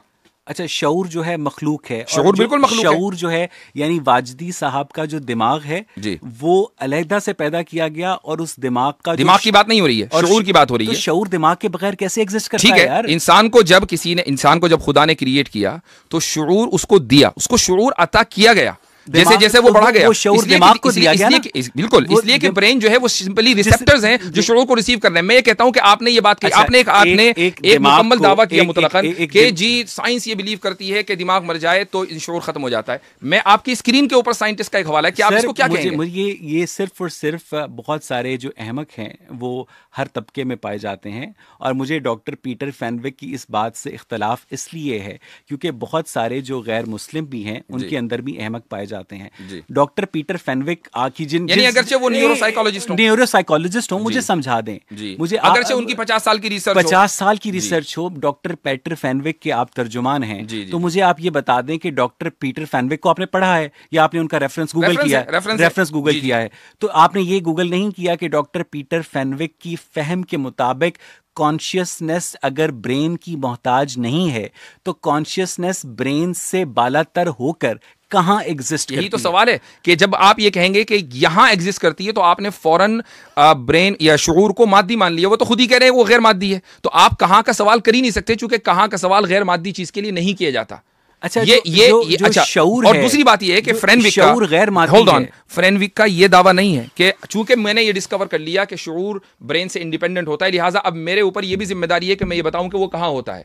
ये मैं फ्रेनविक को का यहां तर्जुमानी नहीं कर रहा हूं, लेकिन एक कॉमन सेंसिकल बात है। डॉक्टर पीटर को जब यही नहीं पता कि कॉन्शियसनेस ब्रेन से बाहर कैसे एग्जिस्ट कर सकती है, कहां एग्जिस्ट कर सकती है, तो वो ये भी नहीं कह सकते कि कॉन्शियसनेस ब्रेन से बाहर एग्जिस्ट कर सकती है। मुझे लगता है कि अल्लाह ताला जो कि मजहबी इस कायनात के खालिक हैं, जो इस कायनात को अदम से वजूद में लेकर आए हैं, आपके नज़दीक वो इस कायनात से मावरा एक गैर मादी मजहर हैं, राइट? एक गैर मादी और वजूद है, ठीक है। मुझे ये बताइएगा कि एक गैर मादी वजूद जो है मादे को कैसे तख्लीक करता है? कैसे, आपको बताया उसने? अगर आप ये जो सवाल कैसे का करते हैं, ये सवाल मजहब से न करें, ये सवाल साइंस से करें। मजहब ने तो दावा ही नहीं किया, चूंकि मजहब ने तो किसी सॉरी साइंस ने तो किसी गैर मादी वजूद के मौजूदगी मैं गैर मादी की बात नहीं कर रहा हूं, मैं साइंस की बात कर रहा हूं कि साइंस बताती है कि एक चीज कैसे चलती है, मजहब ये बताता है कि क्यों होता है। आप इसको भी तस्लीम करते हैं? मैं इस बात को तस्लीम जब आप इसको तस्लीम कर रहे हैं तो किसी मजहब से ये सवाल करना कि नहीं मुझे ये मालूम होना चाहिए कि खुदा ने कैसे तस्लीम किया। जब खुदा ने कैसे तख्लीक किया, सवाल ये है कि क्या खुदा के लिए उसके तख्लीक के या खालिक होने को साबित करने के लिए मेरा और आपका उस पूरे प्रोसेस का जानना जरूरी है? इसलिए जरूरी है कि अगर वाकई कोई खालिक होता जी तो उसको तो आपको बताता, उसको शर्म ना आती बताने, वो आपको बताता। हमारे नजदीक चूंकि रिलीजन मैन मेड है जी, और यहाँ पर इंसान के पर जलते हैं, और चूंकि इंसान को खुद नहीं पता था कि उसके मुबैना खालिक ने किस तरह से इस कायनात को खल्क किया, तो इसलिए आप नहीं बताने के काबिल। तो यानी आप ये कह रहे हैं कि खुदा ने जो कुछ किया वो अपने बंदों को, अपनी मखलूक को बताए? बस जाहिर है ना, क्योंकि उसको ये वाकई इतना जाहिर है, उसको बड़ा शौक है, ये वाकई इतना जाहिर है, उसको बड़ा शौक है अपनी इबादत करवाने का। वो हमारे लिए एक दोज़ख की आग जलाकर बैठा हुआ है, वो हमारे लिए एक जन्नत तैयार करके बैठा हुआ है, वो हमें सेट ऑफ रूल्स देता है कि ये करो ये करो ये करो ये करो, ये खाओ ये पियो ये, ठीक है। तो जब उसको इतना अपनी इबादत करवाने का, इतनी अपनी ओबीडियंस का शौक है और इतना वो गुस्से वाला है कि जो उसकी ओबीडियंस नहीं करता उनके लिए वो दोज़ख जलाकर बैठा है, तो वो कम से कम मुझे यही नहीं बता सकता कि वो इस कायनात को कैसे वजूद में लेकर आया, वो मुझे यही नहीं बता सकता कि उसने इंसान को कैसे बनाया। मुझे ये जानने का हक है ना। अगर आप अपने मुलाजिम को तनख्वाह देते हैं तो वो आपकी बात मानेगा ना। अगर आप खुदा के वजूद ही को नहीं मानते हैं तो फिर ये सवाल कि खुदा ने कायनात को कैसे बनाया इररेलेवेंट हो जाता है। इसलिए इररेलेवेंट नहीं होता क्योंकि अगर आप मुझे ये समझा, क्योंकि अगर खुदा ये कहे कि मैंने इस तरह बनाया कि मैंने कहा कुन और कायनात बन गई, आप ये कहेंगे मैं तो नहीं मानता, क्योंकि मुझे तो साइंटिफिक। हाँ, ये सवाल आपने गामदी से किया था, यही सवाल आपने गामदी से किया था, यही सवाल आपने गामदी साहब से किया था। अब मैं जवाब देता हूँ। गामदी साहब ने आपको जवाब नहीं दिया होगा, लेकिन मैं देता हूँ आपको जवाब कि जब हम ये कहते हैं कि खुदा ने कुन कहा, तो अब आप ये सवाल कहें कि अच्छा अरबी में कहा था या संस्कृत में कहा था। सवाल ये है कि किसी भी चीज को कहने के लिए क्या आपको ये जानना जरूरी है कि किस जबान में कहा था? मैं ये कहूं होल्ड ऑन, मैं ये कहूं कि इमरुल कैस ने या शेक्सपियर ने या इकबाल ने ये बात कही है, अब आप फौरन ही पूछें अच्छा किस जबान में कही है? किसी न किसी जबान में कही होगी, किसी न किसी जबान में कही होगी, लेकिन हमें जब खुदा बताएगा ना, हमें जब खुदा बताएगा तो वो उस जबान में बताएगा कि जिस जबान को हम समझते होंगे, वो उस जबान में नहीं बताएगा। अब मिसाल के तौर पर कुरान में जो है पाइथन लैंग्वेज नहीं लिखी होगी, या उसके अंदर जो है कोई आईटी की लैंग्वेज नहीं लिखी होगी कि इस जबान में कहा था। कुरान में वो जबान लिखी होगी। आप अच्छा चले ठीक है, बिल्कुल ठीक है, समझता है। मैं आपकी ये बात, मुझे यकीन है कि गामदी साहब ने जवाब आपको नहीं दिया होगा। ये बात आर्गुमेंट के तौर पर तस्लीम करता हूं जी कि हमें ये नहीं पता कि वो किस जबान में कहा था, लेकिन आप ये कहना चाह रहे हैं कि उसका मफहूम ये था, हो जा ठीक है, मैं एग्जैक्टली उसका हुक्म था। मुझे ये बताएं कि जब अल्लाह ताला ने फरिश्तों को हुक्म दिया कि आदम को सजदा करो, और फिर इब्लीस जो कि फ़रिश्ता नहीं था, जिन था, उसने आदम को सजदा नहीं किया, और फिर उसके बाद उसने कहा कि मैं तेरी मखलूक को बहकाऊंगा, ऑल दैट, तो ये सारी जो गुफ्तगू थी ये किस लैंग्वेज में हुई? We don't know. अच्छा, तो इररेलेवेंट है। हमें जिस जबान में बताया गया वो अरबी है। अच्छा, वो किसी भी जबान में हो सकती है, इसलिए इररेलेवेंट नहीं है, क्योंकि अगर वो कोई जबान होती जी तो आपको उसका पता होता। अच्छा, आपको दुनिया की सारी जबानों को पता है, जो खत्म हो गई वो भी पता है, जो हमें एग्जैक्टली हमें क्या कहते हैं, जिस ज़बान का जो क्रिएटर है वो अभी 1400 साल पहले अपनी आखिरी किताब लिखकर फारिग हुआ है, ठीक है, उसको तो पता था ना, कि मैं कौन सी ज़बान में गुफ्तगू कर रहा था आदम के साथ। मैं यही कह रहा हूं कि पता था ना मैं कौन सी ज़बान में गुफ्तगू कर रहा। खुदा को ये बताना जरूरी है, तो आप अपने लिमिटेड, भाई वो अपनी इबादत करवाना चाह रहा है, वो मैं कहता हूं कोड ऑफ रूल्स दे रहा है। इससे क्या फर्क पड़ता है कि वो ये बताए कि मैंने किस लैंग्वेज में गुफ्तगू की थी? इससे ये फर्क पड़ता है, ये साबित करें आप कतई तौर पर। इससे ये फर्क पड़ता है कि जब कोई कहानी बनाई जाती है ना वाजदी साहब, उसमें बहुत सारे लूप होल्स रह जाते हैं, और चूंकि आप मुझे ज़बान का नाम नहीं बता रहे, आप मुझे ये नहीं बता रहे कि उसने आदम को कहाँ बनाया, आप मुझे ये नहीं बना रहे कि उसने आदम को कब बनाया, कैसे बनाया, तो आपको जब इतनी बुनियादी बातों का ही नहीं पता और आप मुझसे मुतालबा कर रहे हैं कि मैं इस कायनात के खालिक के तौर पर उस वैक्यूम के अंदर उस गॉड को प्लेस कर दूं जो मेरे इन बुनियादी सवालों के जवाब देने से कासिर है, ठीक है, तो और वो मेरे से डिक्टेट करता है मेरी जिंदगी को, तो सर मेरे लिए तो बड़ा मुश्किल है ऐसे बंदे। नहीं, आपके लिए तो मुश्किल है, मैं समझ रहा हूं कि क्यों मुश्किल है। बात ये नहीं है, बात क्यों मुश्किल है, क्यों समझ रहे हैं? वो इसलिए कि आपका एक वर्ल्ड व्यू है, और उस वर्ल्ड व्यू में आपने आंखें खोली हैं, यानी अपना शऊर की आंखें खोली हैं, और वर्ल्ड व्यू है कि भाई खुदा अगर मौजूद नहीं होगा तो आदमी चाहे जो करे, जाहिर सी बात है कि क्यों मजहब की रिस्ट्रिक्शन के तहत रहे, ये एक वर्ल्ड व्यू है। तो नहीं, ऑब्वियसली बात है आपका ये वर्ल्ड व्यू इसलिए गलत तो है ऑब्वियसली बात भाई साहब, क्योंकि मेरी बात सुनिए, मैं अपनी बात मुकम्मल करूं, आपने अपनी बात रख दी है। आपने कुछ बातों की कहा कि ये बुनियादी बातें हैं कि खुदा ने किस लैंग्वेज में बात की, ये बुनियादी बात है, खुदा ने कहां बात की, ये बुनियादी बात है, जबकि कायनात को तख्लीक किया, ये बुनियादी बात है। जबकि ये सारी चीजें बुनियादी नहीं है, ये खुदा के वजूद के लिए बुनियादी नहीं है। इसी अगर ये बुनियादी बात होती ना, तो मैं भी और सारी दुनिया ऑब्जेक्टिवली इस चीज को बुनियादी मान नहीं होती ये, लेकिन आप सब्जेक्टिवली अकेले और तने तनहा या आपके जो ग्रुप होगा वो इस चीज को बुनियादी मान रहा है। तो सवाल यह है कि अगर ये बुनियादी होती तो सबके नजदीक बुनियादी होती। मिसाल के तौर पर मेरा और आपके वजूद की बुनियाद यह है कि हमारा कोई ना कोई डायमेंशन हो। सारी दुनिया इसको तस्लीम करती है कि हमारा कोई लेंथ, वेट और डेप्थ होना चाहिए, तभी हम वजूद अपना रखेंगे। तो अगर ये बात है, ऑब्जेक्टिवली सारे इसको तस्लीम करते हैं, ये बुनियाद है हमारे वजूद की। अगर खुदा के वजूद की यही बुनियाद होती ना, तो ऑब्जेक्टिवली सारे इसी को मान रहे होते, जबकि इसको नहीं मानते। इस वजह से क्या कहते हैं, ये बुनियाद जो है बहुत ज़रूरी है समझना, क्योंकि आपके अल्लाह ताला उनको बनाए, उन्होंने कुरान, उन्होंने कौन सा वाला अल्लाह? सर मैंने कहा ना आपका अल्लाह ताला जो कि आप लोगों ने घड़ा हुआ है, वो अल्लाह ताला जो है, जो भी है, जिस तरह वो मिकी माउस है, जिस तरह पिंक पैंथर है। होल्ड ऑन, मैं चाहूंगा कि आप इस ताबीर को वापस लें। मैं वापस लेता हूँ, मैं मेरे से गलती हुई, आई टोटली गेट। मेरे नज़दीक वो सिर्फ और सिर्फ ये ख्याली कैरेक्टर था, इस वजह से कहा था, वरना मैं क्या मेरा जो मकसद था वो तौहीन नहीं था। ठीक है, तो तौहीन तब होती है जब मैं अगर आपकी तौहीन करूंगा तो पता चल जाएगा ना, लेकिन मेरे नजदीक आप हैं। नहीं, मुझे पता चल गया था ना, तो इसलिए मैंने आपसे कहा। मेरा जो गुमान था वो कभी भी तौहीन नहीं था। ठीक है, आप मुझे देखेंगे कि मैं आपकी किसी भी मजहबी शख्सियत की यहाँ पर कभी भी उनके खिलाफ उनकी तौहीन आमेज लहजे में बात नहीं करूंगा। ठीक है, मैंने आपसे ये कहा कि आपने अपनी गुफ्तगू में ये कहा कि मेरे नज़दीक इस कायनात का खालिक वही मजहबी अल्लाह है जो कि कुरान का जो है मुसन्निफ है। तो फिर आपने ये कहा कि हम पहले खुदा की आइडेंटिटी पर बात करते हैं, खुदा के वजूद पर बात करते हैं, और फिर उसकी आइडेंटिटी पर बात करते हैं। फिर जब मैंने आपसे उसकी अदम में मौजूदगी का सबूत मांगा तो आपने मुझे नहीं दिया। मुझे आपने अल्फाज मेरे मुंह में डाले कि मैंने नहीं दिया।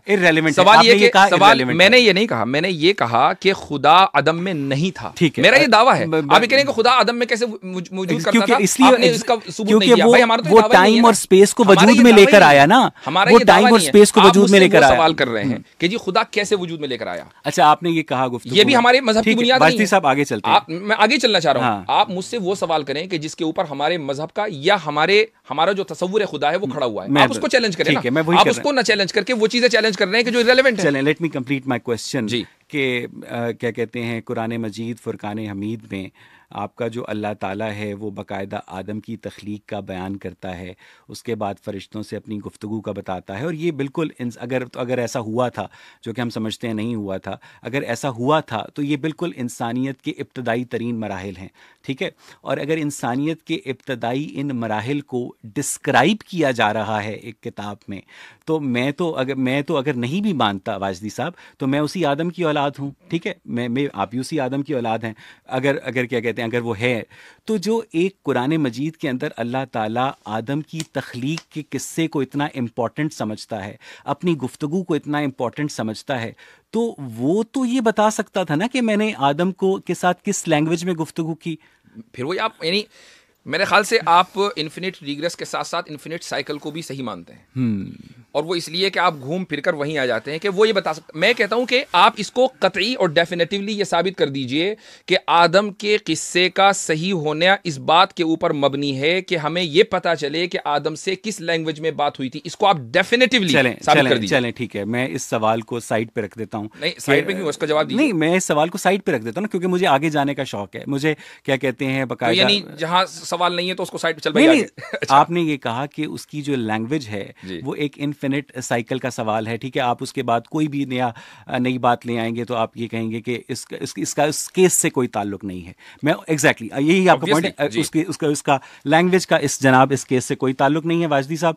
और क्या कहते हैं, खुदा ने इंसान को कहाँ बनाया, इसका भी इस केस से कोई ताल्लुक नहीं है। खुदा ने इस कायनात को कैसे बनाया, इसका भी इस केस से कोई ताल्लुक नहीं है।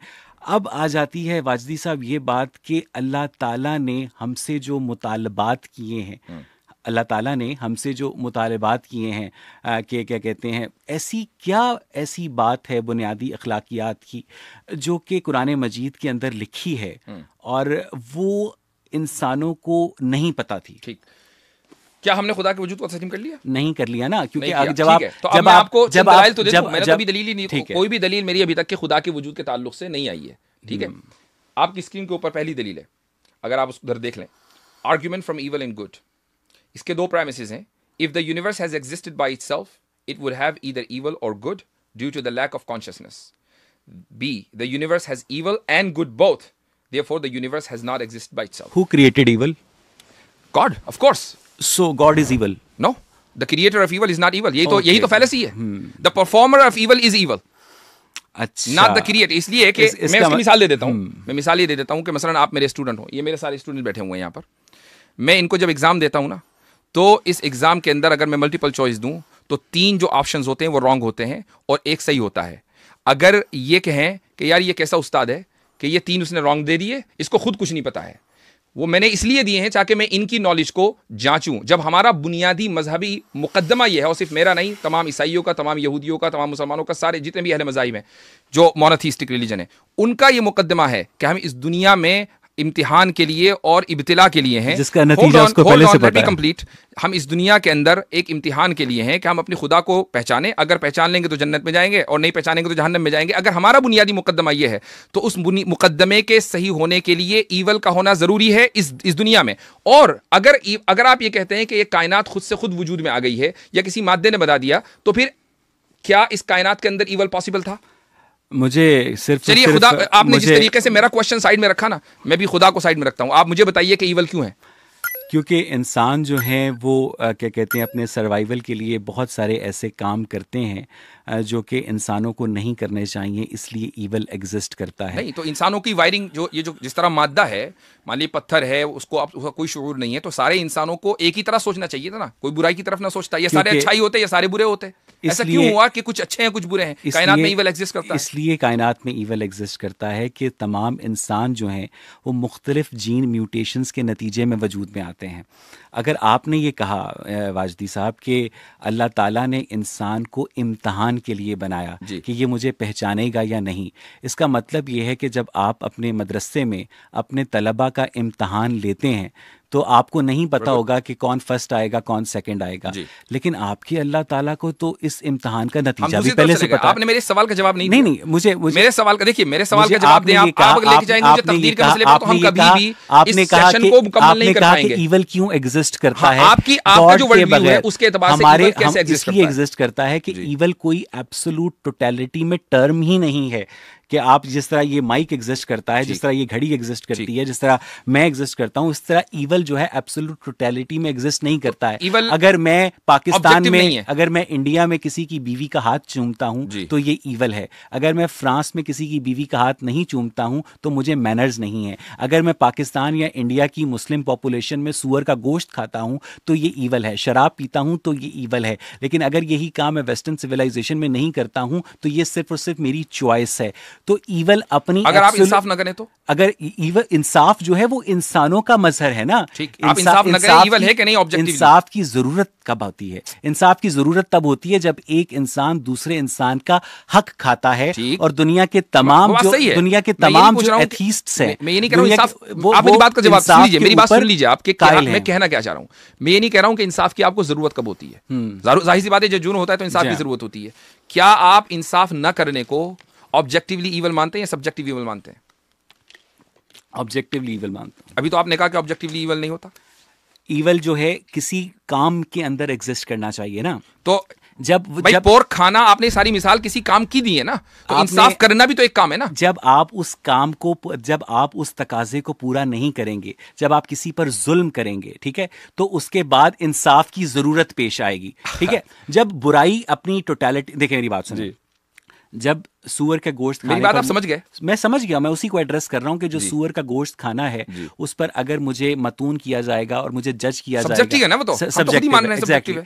मुझे ये, लेकिन आपने ये कहा कि ऑब्जेक्टिवली ईवल एग्जिस्ट नहीं करता। ऑब्जेक्टिवली ईवल एग्जिस्ट नहीं करता, लेकिन उसकी जो जजमेंट है वो एग्जिस्ट करती है। यानी इंसाफ ना करना, एक आदमी इंसाफ नहीं कर रहा है, क्या इसको आप ऑब्जेक्टिवली ईवल मान रहे हैं? आपने भी कहा मान रहे हैं। मैंने कहा कि इंसाफ जो है वो सब्जेक्टिव ईवल की जजमेंट है। सब्जेक्टिव ईवल की जजमेंट है और इंसाफ के जो तकाजे हैं, ठीक, वो इंसाफ किसी भी तरह हो सकता है। मुझे ये बताइए, let me help you as well, कि एक इंसान को यहां पर कत्ल कर दिया जाए या कि दुनिया के किसी कोने में कत्ल कर दिया जाए, उसके इंसाफ के तकाजे मुख्तलिफ होंगे। ठीक है, इस तरह मसलन हिटलर ने 6 मिलियन लोगों को मारा, उसने कहा मैंने इंसाफ के तकाजे मुख्तलिफ होंगे। इसी तरह अगर दुनिया के किसी दूसरी कोने में शराब पी जाए और यहाँ शराब पी जाए तो इंसाफ के तकाजे मुख्तलिफ होंगे। इसीलिए इंसाफ, लेकिन बात हो रही है इंसाफ, उसके तकाजों की बात नहीं हो रही है। कंप्लीट ना, कि जब ईवल जो है वो सब्जेक्टिव है, लेकिन उस ईवल की जो जजमेंट है कि आपने इंसाफ के पलड़े में उसको लाना है, वो एक क्या कहते हैं, मेरे नजदीक एक ऑब्जेक्टिव चीज है। अब इस बात को थोड़ा सा नैरो डाउन वापस की तरफ करते हैं कि आपके नजदीक इस कायनात के अंदर खुदा की मौजूदगी इसलिए जरूरी है कि जो ईवल है उसको बाकायदा पनिश किया जा सके, उसको बाकायदा लगाम डाली जा सके। सिर्फ यही नहीं है, बल्कि इसलिए चूंकि इस कायनात में जो आप खुद ही कह रहे हैं कि ऑब्जेक्टिवली ईवल मौजूद है, ये ईवल कभी मौजूद ना होता, कायनात एक हालत पर रहती, या तो उसके अंदर सिर्फ गुड होता या उसके अंदर सिर्फ ईवल होता। इस कायनात के अंदर दोनों चीजों का वजूद होना इस बात की दलील है कि कायनात खुद से खुद वजूद में नहीं आई है। इस कायनात क्योंकि कायनात मादी है, मादी को क्या लेना देना ईवल से। अगर ये मोबाइल जो है सैमसंग ने बनाया है तो उसके सारे मोबाइल जो हैं एक तरह के होंगे और ये सैमसंग की क्रिएशन का सबूत है। अगर ये तमाम इंसान जो हैं खुदा ने बनाए होते तो वो या तो गुड होते या बैड होते। तमाम इंसानों के अंदर गुड और बैड का मुतनव्वे होना इस बात का सबूत है कि इनका कोई क्रिएटर नहीं है। तो नोट और S21 दोनों एक ही हैं क्या? जो नोट 10 और S21 दोनों एक ही है। वो क्या होता है?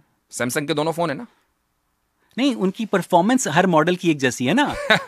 होमो सेपियंस, अगर परफॉर्मेंस की बात हो रही है, परफॉर्मेंस की अलग है। अगर नोट 10 की परफॉर्मेंस अलग है और S22 की परफॉर्मेंस अलग है। साहब, अगर तमाम होमो सेपियंस को खुदा ने बनाया है तो उनकी परफॉर्मेंस सेम होनी चाहिए। अच्छा, ठीक है। अगर तमाम होमो सेपियंस जो हैं इवॉल्व हुए हैं तो उनकी परफॉर्मेंस में वेरिएशन होनी चाहिए और उसी वेरिएशन की वजह से ईवल वजूद में आता है जो कि सब्जेक्टिव है। तो मेरा दावा हुआ ना सर, मैं लेट मी कंप्लीट फर्स्ट। उसी परफॉर्मेंस के अंदर वेरिएशन की वजह से ईवल वजूद में आता है जो कि सब्जेक्टिव है और उसकी जो जजमेंट है वो ऑब्जेक्टिव है। अब ये बात, आपकी बात का जवाब हो गया। आपने मेरी बात, आप मेरी दलील दे रहे हैं। अब आप मुझे, ये तो आपने अपने गोल में स्कोर कर दिया। मुझे लग रहा है कि आप अपने टॉपिक से बहुत दूर आ गए हैं। नहीं, आप अपने टॉपिक से बहुत दूर आ गए हैं। आप सिर्फ और सिर्फ यही साबित नहीं कर पाए कि इस कायनात को, मेरे ख्याल से इसको ऑडियंस पे छोड़ दीजिए कि साबित कर पाए या ना कर पाए। सर, मुझे समझना है ना। अब ऑडियंस तो कर लेंगे, तो नहीं समझना। नहीं, ऑडियंस को तो आपकी गुफ्तगू से समझना है, मेरी गुफ्तगू से समझना। मैं भी तो आपसे कुछ सीखने आया ना। मुझे ये बताइएगा कि इस कायनात को एक ऐसे खुदा ने बनाया है जिसने 632 ईस्वी के बाद अरबी जबान में आखिरी दफा कलाम किया था, राइट? नहीं, किसने कह दिया आपसे? फिर वो तो मुतकल्लिम है। हमें पहली आखिरी मर्तबा कलाम मिला खुदा का, वो तो मुतकल्लिम है। कलाम उसकी सिफत है। जिस तरीके से वजूद उसकी, जिस तरीके से रहमत उसकी सिफत है। आप तो कह रहे थे वो गैर मादी उसकी सिफत है। कलाम तो मादे की सिफत है। ये भी आपका एक फैलेसी, इसको भी ठीक करूंगा। जिस तरीके से रहमत उसकी सिफत है, गजब उसकी सिफत है, ऐसा तो नहीं कि उसने रहमत करना छोड़ दिया या गजब करना छोड़ दिया। ऐसे ही कलाम भी उसकी सिफत है।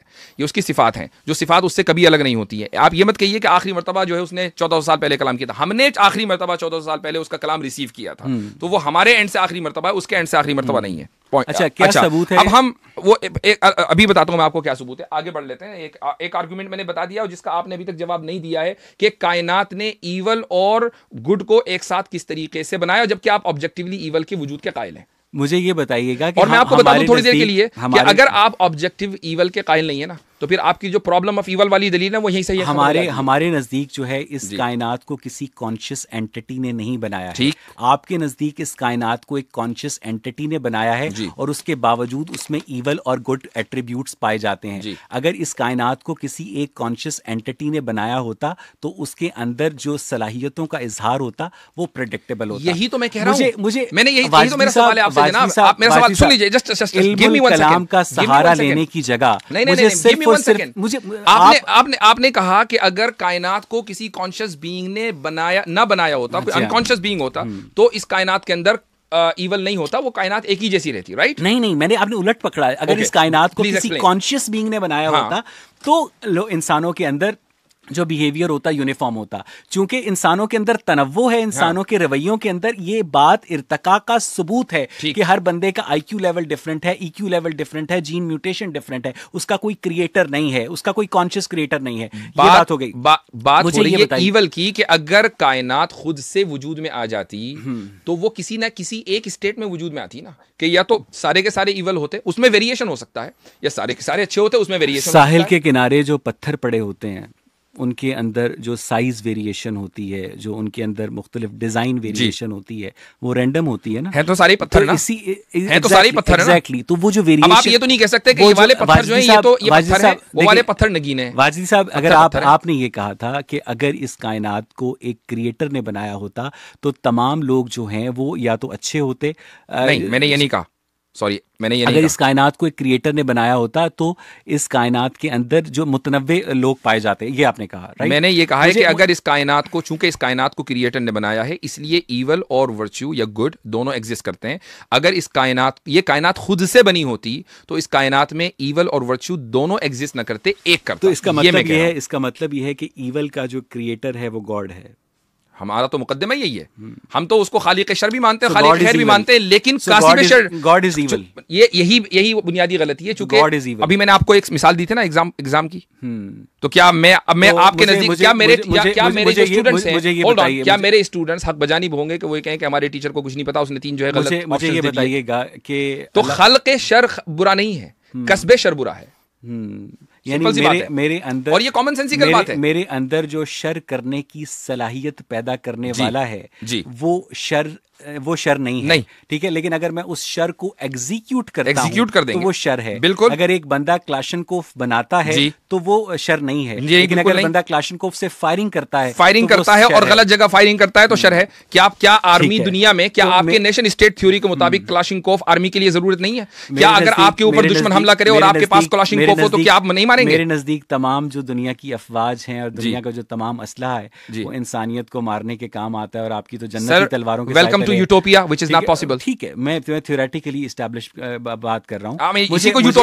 मुझे एक बात बताइए कि कायनात का जो खुदा है ये वही खुदा है जो कुरान मजीद का मुसन्निफ है। अब अगली आ जाए सर, मुझे देखिए, मैं कुरान करीम पर सुनिए, आज हमारी जो मौजू है ना, हमारा है वजूद बारी, existence of God.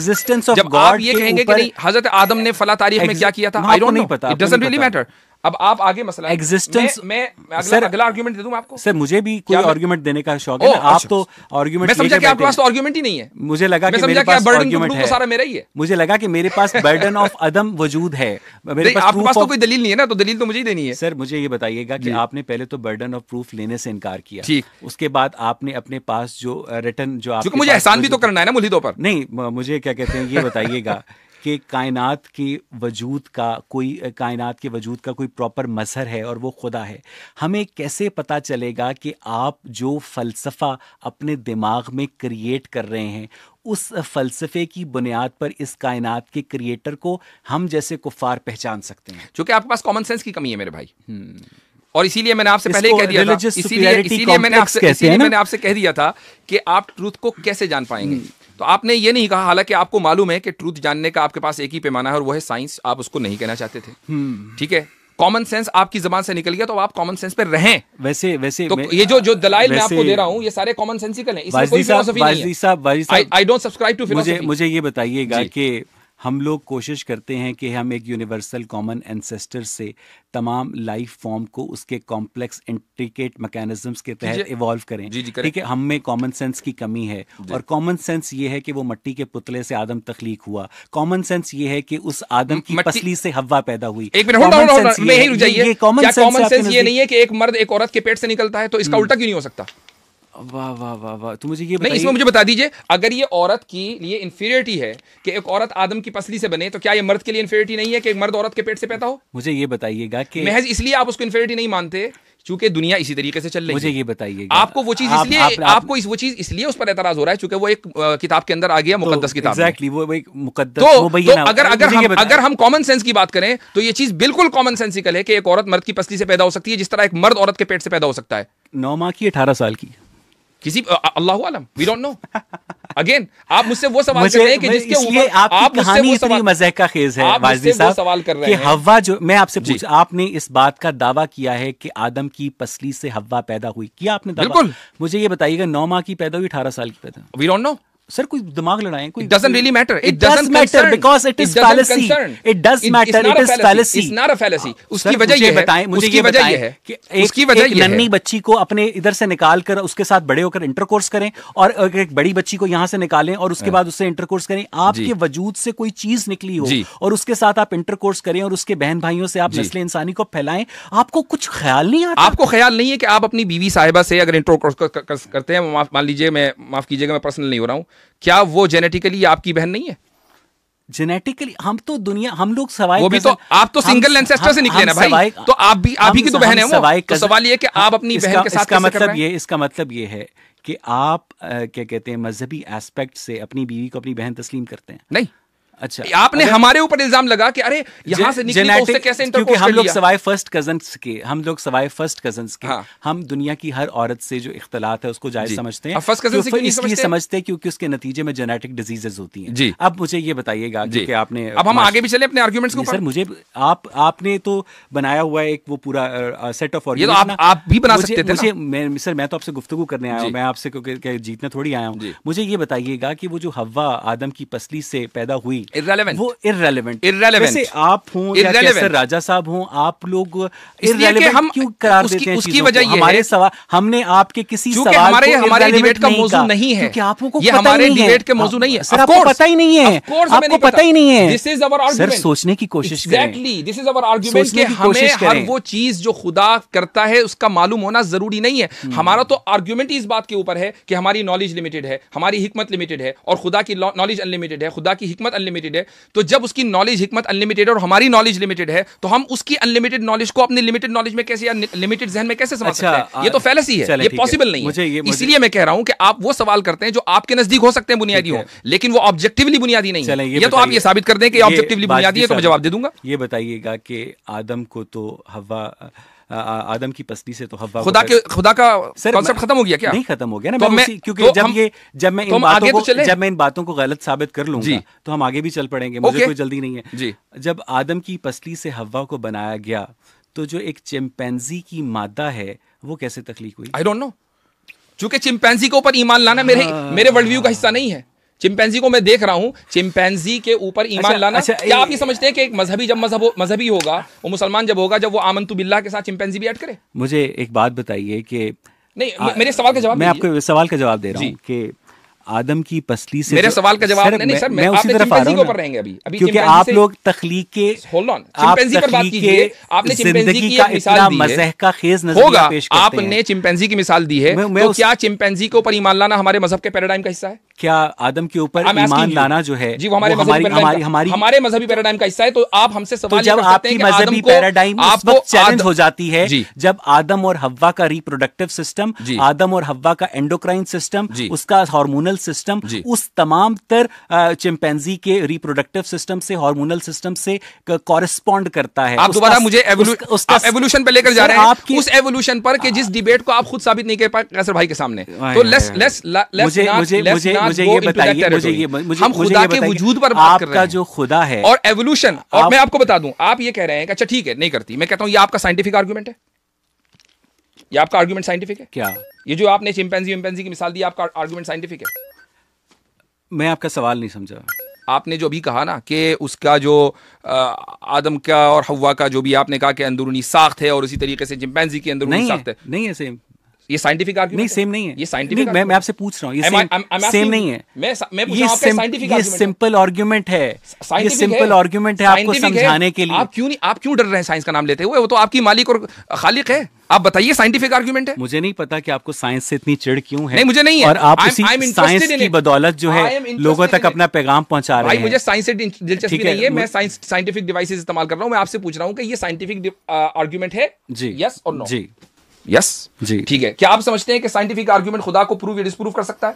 Scientific argument खुदा को प्रूव या डिसअप्रूव नहीं कर सकता है। तो फिर आपने क्यों दिया? इसलिए क्योंकि आपने ये कहा कि अल्लाह ताला ने इंसान को स्पेशल क्रिएशन के जरिए क्रिएट किया और उसके बाद हव्वा को आदम की पसली मैंने से कहा आप उस साइंस को लेकर आ रहे हैं खुदा को नहीं, आप ये सवाल आप चैलेंज कर रहे हैं साइंस की बुनियाद पर कि चूंकि इस स्टोरी के अंदर होल है, देयरफॉर खुदा एग्जिस्ट नहीं करता, यही कह रहे हैं ना आप? तो आपने साइंटिफिक आर्गुमेंट को खुदा के डिस्प्रूव करने के लिए इस्तेमाल कर लिया, जो कि साइंटिफिकली गलत है। उस खुदा की मौजूदगी के दावे को चैलेंज किया जिस खुदा की मौजूदगी का आप दावा करते हुए कहते हैं कि जो आदम है वो मिट्टी के पुतले में रूह फूंके जाने से पैदा हुआ। आप इस बात को तस्लीम कर रहे हैं, हव्वा पैदा हुई। आप उस बात को तस्लीम कर रहे हैं कि साइंस को हम खुदा को डिस्प्रूव करने के लिए नहीं इस्तेमाल कर सकते, तस्लीम कर रहे हैं ना? मैं इस बात को तस्लीम कर रहा हूं, लेकिन साथ ही साथ हम लोग हमारी पोजीशन, साइंस को भी इस्तेमाल कर रहे हैं। हमारी जो पोजीशन नहीं, हम वेरी इंटरेस्टिंग, हमारी जो पोजीशन है वो आपके रिलीजियस गॉड को डिनाई करती है यूजिंग द साइंटिफिक आर्ग्यूमेंट।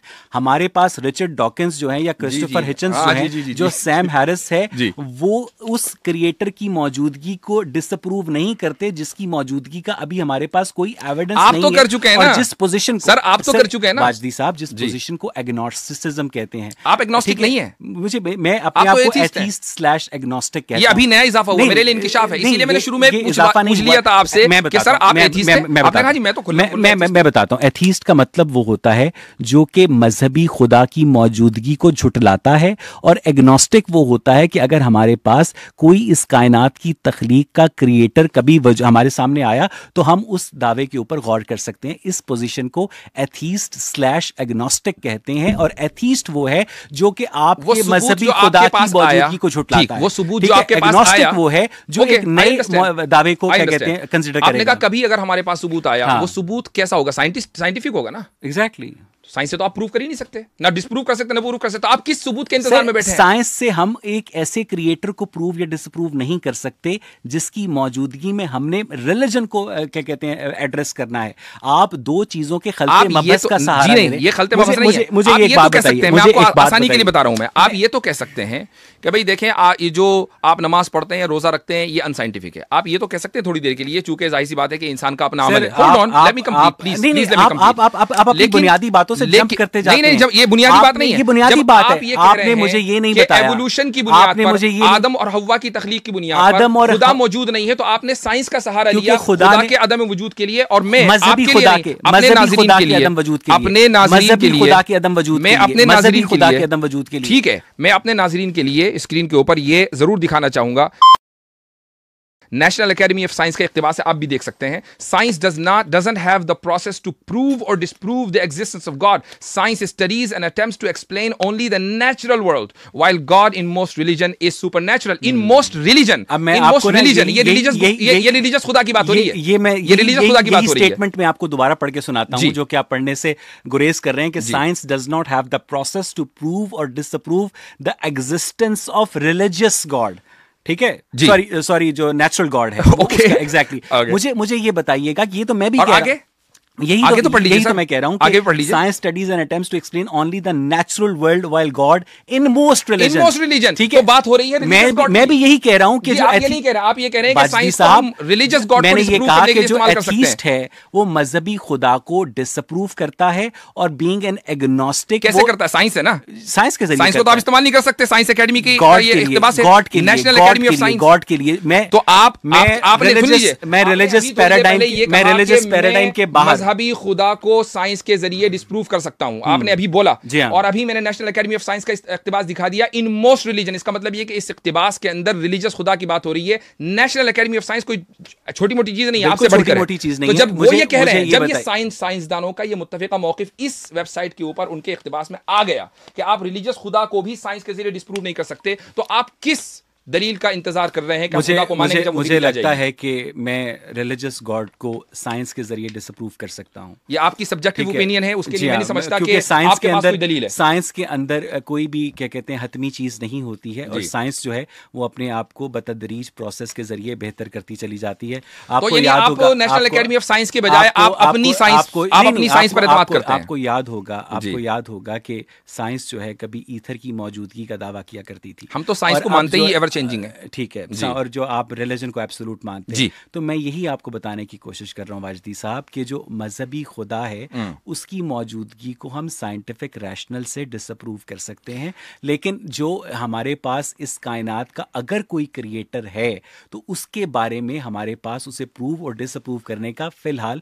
कोई साइंटिफिक इंस्ट्रूमेंट या मेथड नहीं है ना। ये बात, इस इक्तिबास को आप मुस्तरद कर रहे हैं science academy, national academy of science अपना मौकफ दे रहा हूं, इस इक्तिबास को मुस्तरद माने। मैं आपको अपना मौका, अगर ये उससे मुस्तरद होता है तो ये आपकी मर्जी। नहीं, आप मुझे बता दें सर, आपका ही मौक़िफ़ पूछ रहा हूं कि ये इक्तिबास आपके नजदीक काबिल कबूल है या आप इसको जो है रद्दी की टोकरी में डाल रहे हैं? मेरी बात के जवाब के नतीजे में ये मुस्तरद होता है या मुस्तरद नहीं होता है, हो रहा है या नहीं, मैं पूछ रहा हूं, फैसला आप क्या समझते हैं? मुझे लगता है कि हम साइंटिफिक रैशनल की मौजूदगी में अगर रिलीजियस गॉड को हम मुस्तरद कर सकते हैं तो ये एक बहुत ही वाज़े और ऑब्जेक्टिव बात है। मुझे अपने हिसाब से बता दीजिए कि आपके इस मौक़िफ़ से ये इक़्तिबास मुस्तरद हो रहा है या नहीं हो रहा है? मुझे लगता है कि अगर इस क्या जैसे कि इसमें लिखा है कि only the natural world while God in most religions is supernatural. Science का मसला जो है ना वाजदी साहब, वो वाई नहीं है, साइंस का मसला हाउ है। और आप मुझसे मजहब से पूछ रहे हैं कि हाउ बताएं। एग्जैक्टली, क्योंकि मजहब तो बता सकता है ना,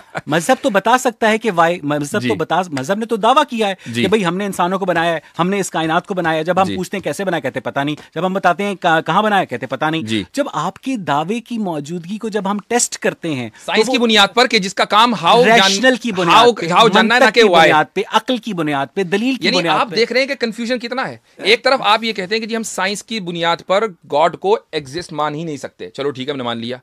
जब आपको हम इख्तिबास दिखाते हैं तो आप उसको डिस्प्रूव कर देते हैं। आप ये बताइए कि आप की टोकरी में डाल दिया जाए, तो भाई वो कौन सी साइंस है कि जिसको हम माने? क्या सिर्फ दुनिया के अंदर अवैस इकबाल साहब की साइंस चलेगी? अब क्या हम पाकिस्तान और इंडिया और अमेरिका के स्कूलों और कॉलेजों से साइंस हटाकर अवैस इकबाल साहब का निसाब चला दें? मनकुलाती शहादत की बुनियाद पर अगर आप अपने मजहब को ठीक साबित कर रहे हैं या अगर आप अपने खुदा को ठीक साबित कर रहे हैं तो मुझे आपसे हमदर्दी है। ये दलील इल्जामी है जनाब, दलील तहकीकी नहीं है। मैं इस पर डिपेंड नहीं करता। मनकुलाती शहादत का मुंतज़िर हूं आपसे। अगर आप इस पर डिपेंड नहीं करते हैं तो इसका सहारा क्यों ले रहे हैं? आप डिपेंड करते हैं, इसको बोलते हैं दलील इल्जामी। मैं तो आप समझते हैं दलील इल्जामी आपसे बुनियादी, जी मुझे पता है, मुझे उर्दू आती है। आप मेरा वक्त जाया कर रहे हैं। नहीं, मुझे आपसे सिर्फ ये जानना है, मुझे आपसे, चलिए मैं बता देता हूं। नहीं सर, ऐसे ना करें ना सर, मैं इससे ज्यादा कर सकता हूं। वैसे मैं इससे ज्यादा कर सकता हूं।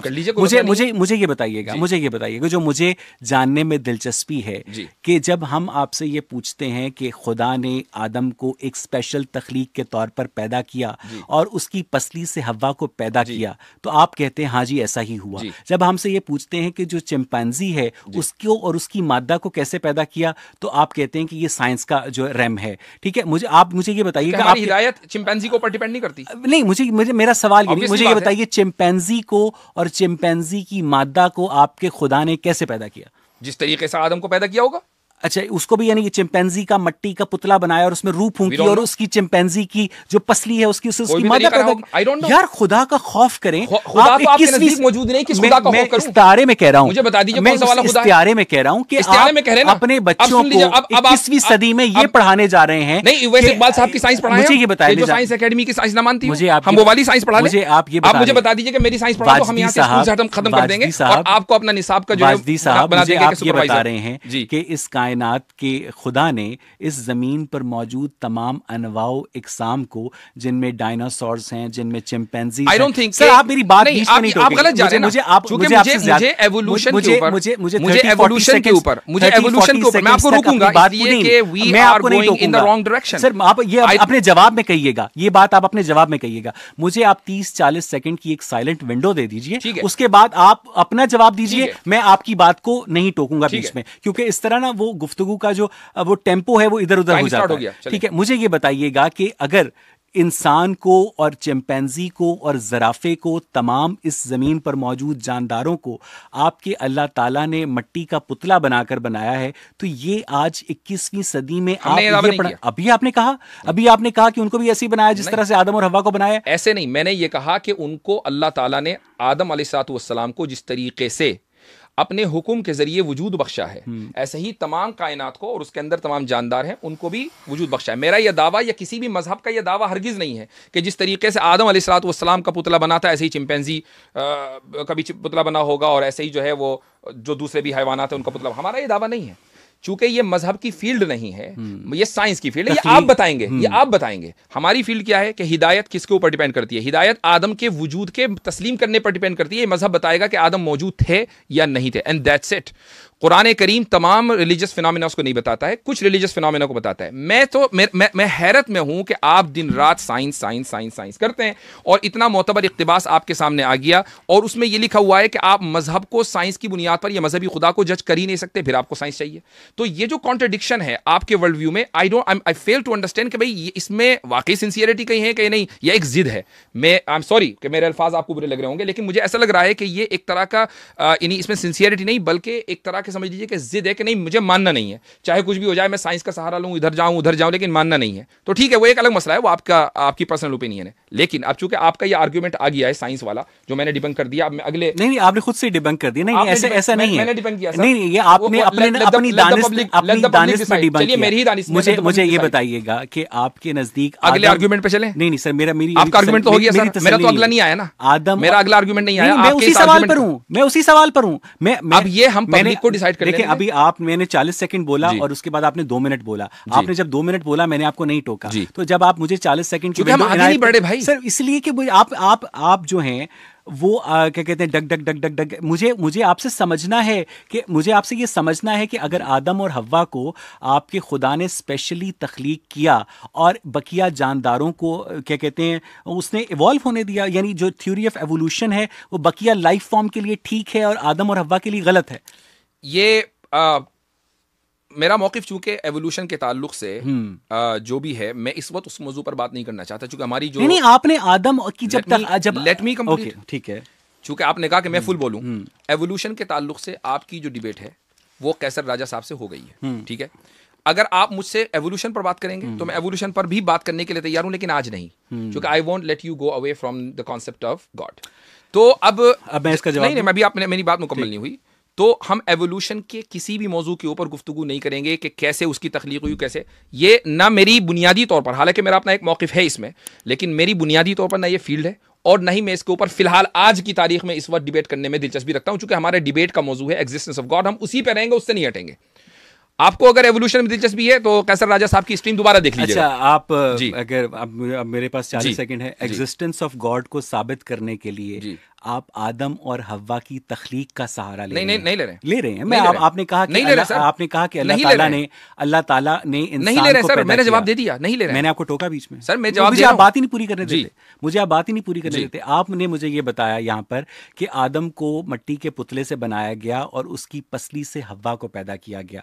तो आपने ये यहाँ पर कहा, अगर ये आपका मौजू नहीं था तो ये आपने क्यों कहा? ये आपके सवाल के जवाब में कहा, आपके सवाल के जवाब में कहा। अब मुझे बोलने नहीं दीजिए। आपने आप मुझे 40 सेकंड हो गए, इसलिए मैंने बोला। नहीं हुए थे 40 सेकंड, ठीक है। आप मुझे 1 मिनट दीजिए, मुझे अपनी बात पूरी कर लेने दें। और उसके बाद 1 मिनट आपने ये कहा कि अल्लाह ताला ने इंसान को, आदम को बनाया, मिट्टी के पुतले से बनाया और उसकी पसली से हव्वा को तख्लीक किया। जब मैंने आपसे पूछा कि 9 माह की पैदा किया या 18 साल की पैदा किया तो आपने कहा मुझे नहीं पता। उसके बाद मैंने जब आपसे ये पूछा कि जो बकिया लाइफ फॉर्म्स हैं, वो जो इसमें ज़राफ़ा है, चिंपैंजी है, वो इवॉल्व हुए या क्रिएट हुए, ये इसलिए आज की बहस का टॉपिक बनता है वाजदी साहब, क्योंकि हम क्रिएटर पर बात कर रहे हैं और आप क्रिएशन को दुरुस्त मानते हैं। और जब आप क्रिएशन को जस्टिफाई कर देंगे तो आप क्रिएटर को जस्टिफाई कर देंगे, और जब आप क्रिएशन को ही जस्टिफाई नहीं कर पाएंगे और क्रिएशन का जो गैप है इंसान के फहम में, वो एवोल्यूशन पूरा करता है। इसलिए ये टॉपिक उससे हटकर अलहदा टॉपिक नहीं है वाजदी साहब। अब मेरा आपसे 1 मिनट हो गया। मेरा सवाल मेरा आपसे 1 मिनट तक क्या था? ठीक है, ये मेरी तमहीद थी। तमहीद 1 मिनट की, तो सवाल अब मुझे इसका जवाब तो देना है, मेरा का भी तो जवाब देना। आप जवाब दें। आपने जो कहा कि नहीं जी हमने क्रिएशन का दावा किया, चूंकि हमने क्रिएटर के वजूद के कायल हैं और क्रिएशन को हम साबित करते हैं गलत, चूंकि हम एवोल्यूशन के ऊपर बिलीव करते हैं। आपने ये बात कही है, ठीक है। क्या आप मुझे ऑब्जेक्टिवली और डेफिनेटिवली ये साबित करके बता सकते हैं कि एवोल्यूशन को मान लेने का मतलब खुदा का इनकार होता है? क्योंकि आपके नजदीक मेरी बात ना करें, मैं ऑब्जेक्टिवली बात कर रहा हूं, क्योंकि जनरली ओपिनियन यही है ऑब्जेक्टिवली। हाँ, ऑब्जेक्टिवली वो जनरली नहीं होता सर, क्योंकि खुद अब मेरी बात पूरी नहीं होने जी। देते ना, बीच बीच में वो टहोका देते हैं। जी द थिंग इज कि जो जनरली जो मजहबी तबका है वो क्रिएशन को दुरुस्त मानता है और एवोल्यूशन को गलत मानता वो है। गाइडेड भी तो हो सकता है ना सर मेरी पूरी बात ही जी, नहीं होने देते आप जी। बीच में। आप अब जब मैं आपको, मुझे ठीक है, लगता है sorry. कि Go ahead, go ahead. मुझे 1 मिनट अभी दीजिए, तक- उसके चलिए, बाद चलिए। आप 1 मिनट जी जी दीजिए। जी। अब ये जो आप बार बार मुझे दरखास्त कर रहे हैं ना 1 मिनट की, अगर इसकी हम क्लिप बनाए तो 10 मिनट की हो जाएगी सर। ठीक है, तो जल्दी से एग्जैक्टली। तो मैं उस तरह, मुझे लगता है मैं फ्रीक्वेंटली आपको नहीं बीच में उचकता हूँ। तो जो साइंस है वो एवोल्यूशन के जरिए लाइफ फॉर्म को एक्सप्लेन करती है, और मजहब जो है जनरली क्रिएशन के जरिए एग्जिस्टेंस को एक्सप्लेन करता है। तो जब क्रिएशन और एवोल्यूशन की आपस में क्या कहते हैं टसल होती है, तो उस वजह से हम उस क्रिएटर की मौजूदगी के ऊपर सवाल उठाते हैं, जिसको यही नहीं पता कि जो वायरस है उसको उसने कैसे बनाया, जी, जी, जी, बैक्टीरिया जी, को जी, उसने जी, कैसे जी, बनाया। जी, जी, जी, अब आप मुझे ये बता, अब मैं अपना सवाल ले लेता हूँ, एक सिंपल सी टर्म नहीं, अब में। मेरी बात का तो इसका जवाब तो फिर मैं दूंगा ना। ठीक है, आपका सवाल आप क्या ये था? कह देते हैं कि ये आपको नहीं पता, अब फिर आप आगे निकल जाते हैं, तो ठीक मैं है, उसका जवाब तो दूंगा ठीक है। ना। आपकी इस गुफ्तगू से अभी तक ये साबित हुआ कि आपकी जो सब्जेक्टिव साइंस है उसके मुताबिक एवोल्यूशन जो है वो क्रिएशन के खिलाफ, खुदा के खुदा होने के खिलाफ, मजहबी खुदा के खुदा होने के खिलाफ सबूत बन सकता है। आपने जो नेशनल एकेडमी ऑफ साइंस है उसका इक्तिबास रद्दी की टोकरी में डाल दिया है। मैं नहीं समझता कि नाजरीन आपके ऊपर ज्यादा एतमाद करेंगे और नेशनल एकेडमी ऑफ साइंस के ऊपर एतमाद नहीं करेंगे। ठीक तो है। अब उनको आप डिसाइड कर लेने अच्छा, दें कि हम एवोल्यूशन, अब हम आगे बढ़ें, चूंकि एवोल्यूशन को, अच्छा, एवोल्यूशन के हम इस गिरदाब में अगर रहेंगे तो चूंकि मैं नहीं, अगर ये कह गिरदाब रहा में नहीं हूं, सुन रहेंगे। लीजिए, मैं अगर ये कह रहा हूं, मुझे अब मेरी बात, मैं अपनी ठीक बात है। मुकम्मल कर लूं, मैं अगर ये कह रहा हूं कि एवोल्यूशन ऑब्जेक्टिवली डेफिनेटिवली खुदा के अदम वजूद की दलील नहीं है, आप इसको साबित कर दें तो शायद बात कुछ बने, लेकिन आप इसको साबित नहीं कर पा रहे हैं, चूंकि जो फरीक मुखालिफ है, आपका फरीक मुखालिफ है, उसमें से एक बड़ी तादाद उन लोगों की है जो एवोल्यूशन को गाइडेड मानते हैं, जो एवोल्यूशन को गाइडेड मानते हैं और गाइडेड बाय गॉड मानते हैं। तो एवोल्यूशन खुदा के एग्जिस्टेंस के खिलाफ कभी भी दलील नहीं है। आप एवोल्यूशन को डिवाइडेड बाय, मैं इसीलिए कह रहा हूं कि हम अपने, मेरा मौकिफ क्या है ये मैं जहां मुझे बताना होगा मैं बयान करूंगा। मैं एवोल्यूशन के ऊपर गुफ्तगू इसीलिए नहीं करना चाहता क्योंकि हम डिरेल हो जाएंगे। हम एवोल्यूशन पर बात नहीं कर रहे हैं, हम बात कर रहे हैं खुदा के वजूद के जो दलाइल हैं उनके ऊपर। आपने अपनी एक दलील दी एवोल्यूशन वाली, ठीक है, मैंने उसको दलील समझकर मान लिया, उसका मैंने जवाब दे दिया। Now can we move on? मेरा मसला हल नहीं हुआ ना। मैं आपसे सिर्फ और सिर्फ ये पूछने की कोशिश कर रहा हूँ कि अगर जो मज़हब है वो क्रिएशन के ऊपर खड़ा है और साइंस जो है एवोल्यूशन के ऊपर खड़ी है, ठीक है, आपने खुद मुझे ये कहा कि अल्लाह ताला ने इंसान को मिट्टी के पुतले से बनाया और आदम के उसकी पसली से हव्वा को पैदा किया, तो मुझे ये बताइए कि ये डिवाइनली गाइडेड एवोल्यूशन कैसे है? ये तो स्ट्रेट अवे क्रिएशन है। तो यानी आप ये कहते हैं कि एवोल्यूशन जो है वो गाइडेड कभी नहीं हो सकता। एवोल्यूशन होता ही रैंडम। अगर एवोल्यूशन गाइडेड होता तो उसमें हेमोफीलिया, थैलेसीमिया, जेनेटिक डिजीजेस, तो हम दो सर एक धड़ वाले बच्चे करें। आप मुझे ये बताइएगा कि आप अपने क्रिएटर को, आपने अपने क्रिएटर के हक में ये कहा कि क्रिएटर जो है इंसान को मिट्टी के पुतले से बनाता है और उसकी पसली से हव्वा को पैदा करता है। जब मैंने उसके अगेंस्ट आर्गुमेंट दिया तो फिर क्या वजह है वाजदी साहब कि इंसान का, होमोसेपियंस का और चिंपैंजीज का जो डीएनए है वो 99% सिमिलर है, उसका बोन स्ट्रक्चर सिमिलर है, उसका मैंने नहीं टोका आपको, मुझे कर लेने, मैं भी आपको नहीं टोकूंगा।